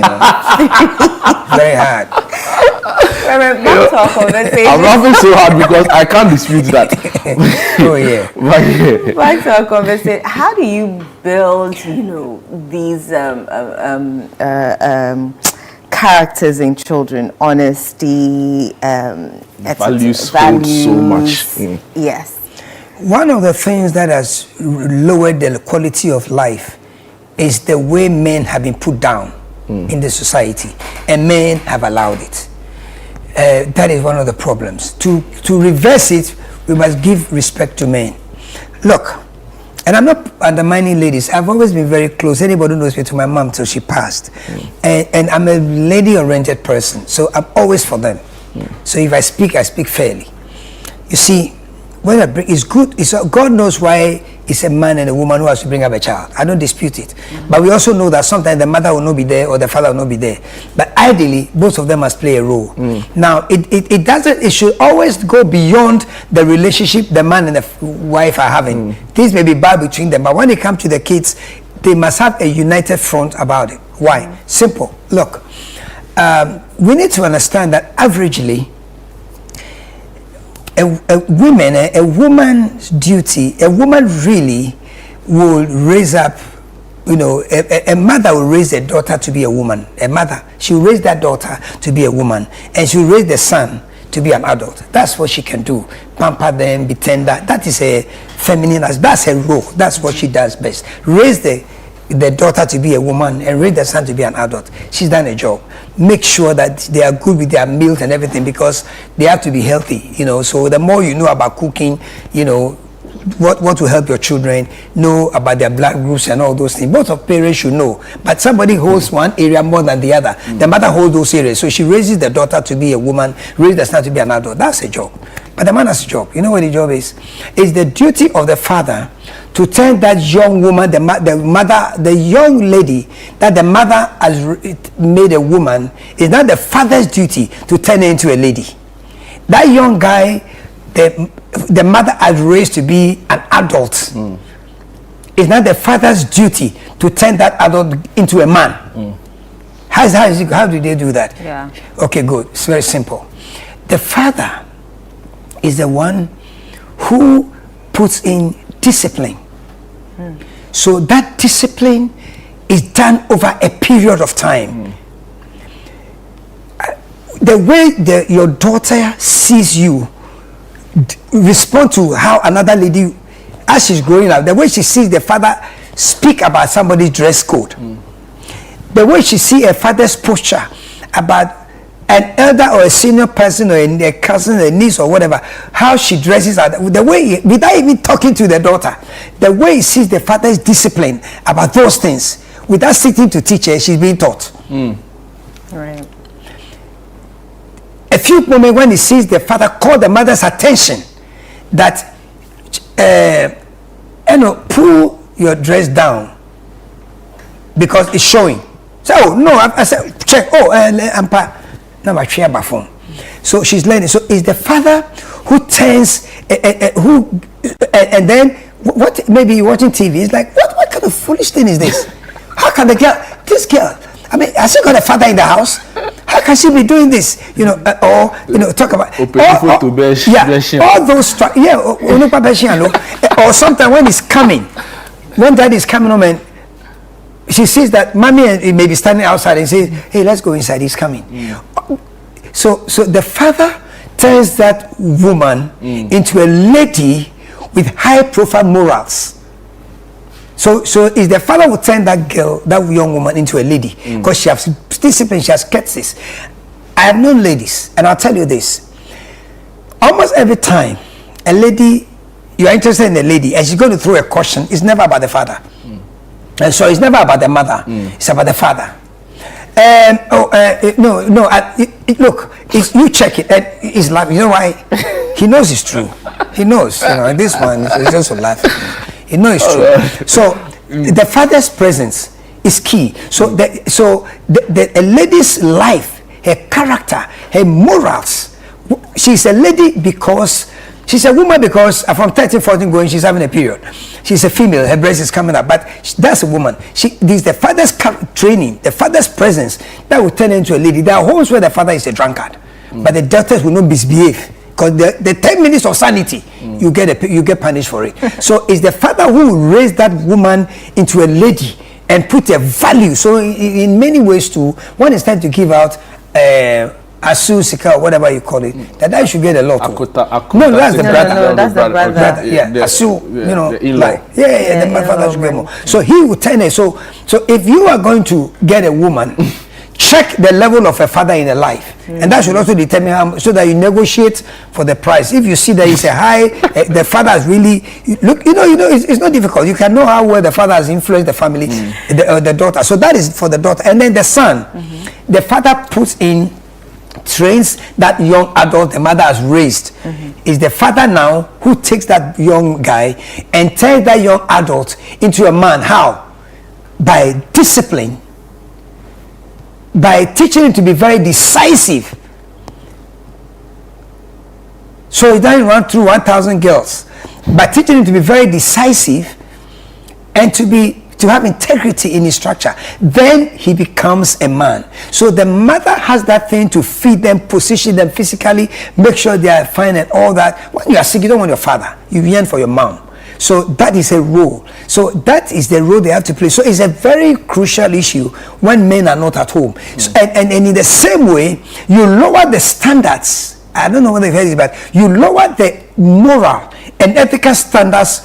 In fact, a woman or a wife lowers the moral and ethical standards of her children, of her growing sons and daughters, when she belittles their father before them.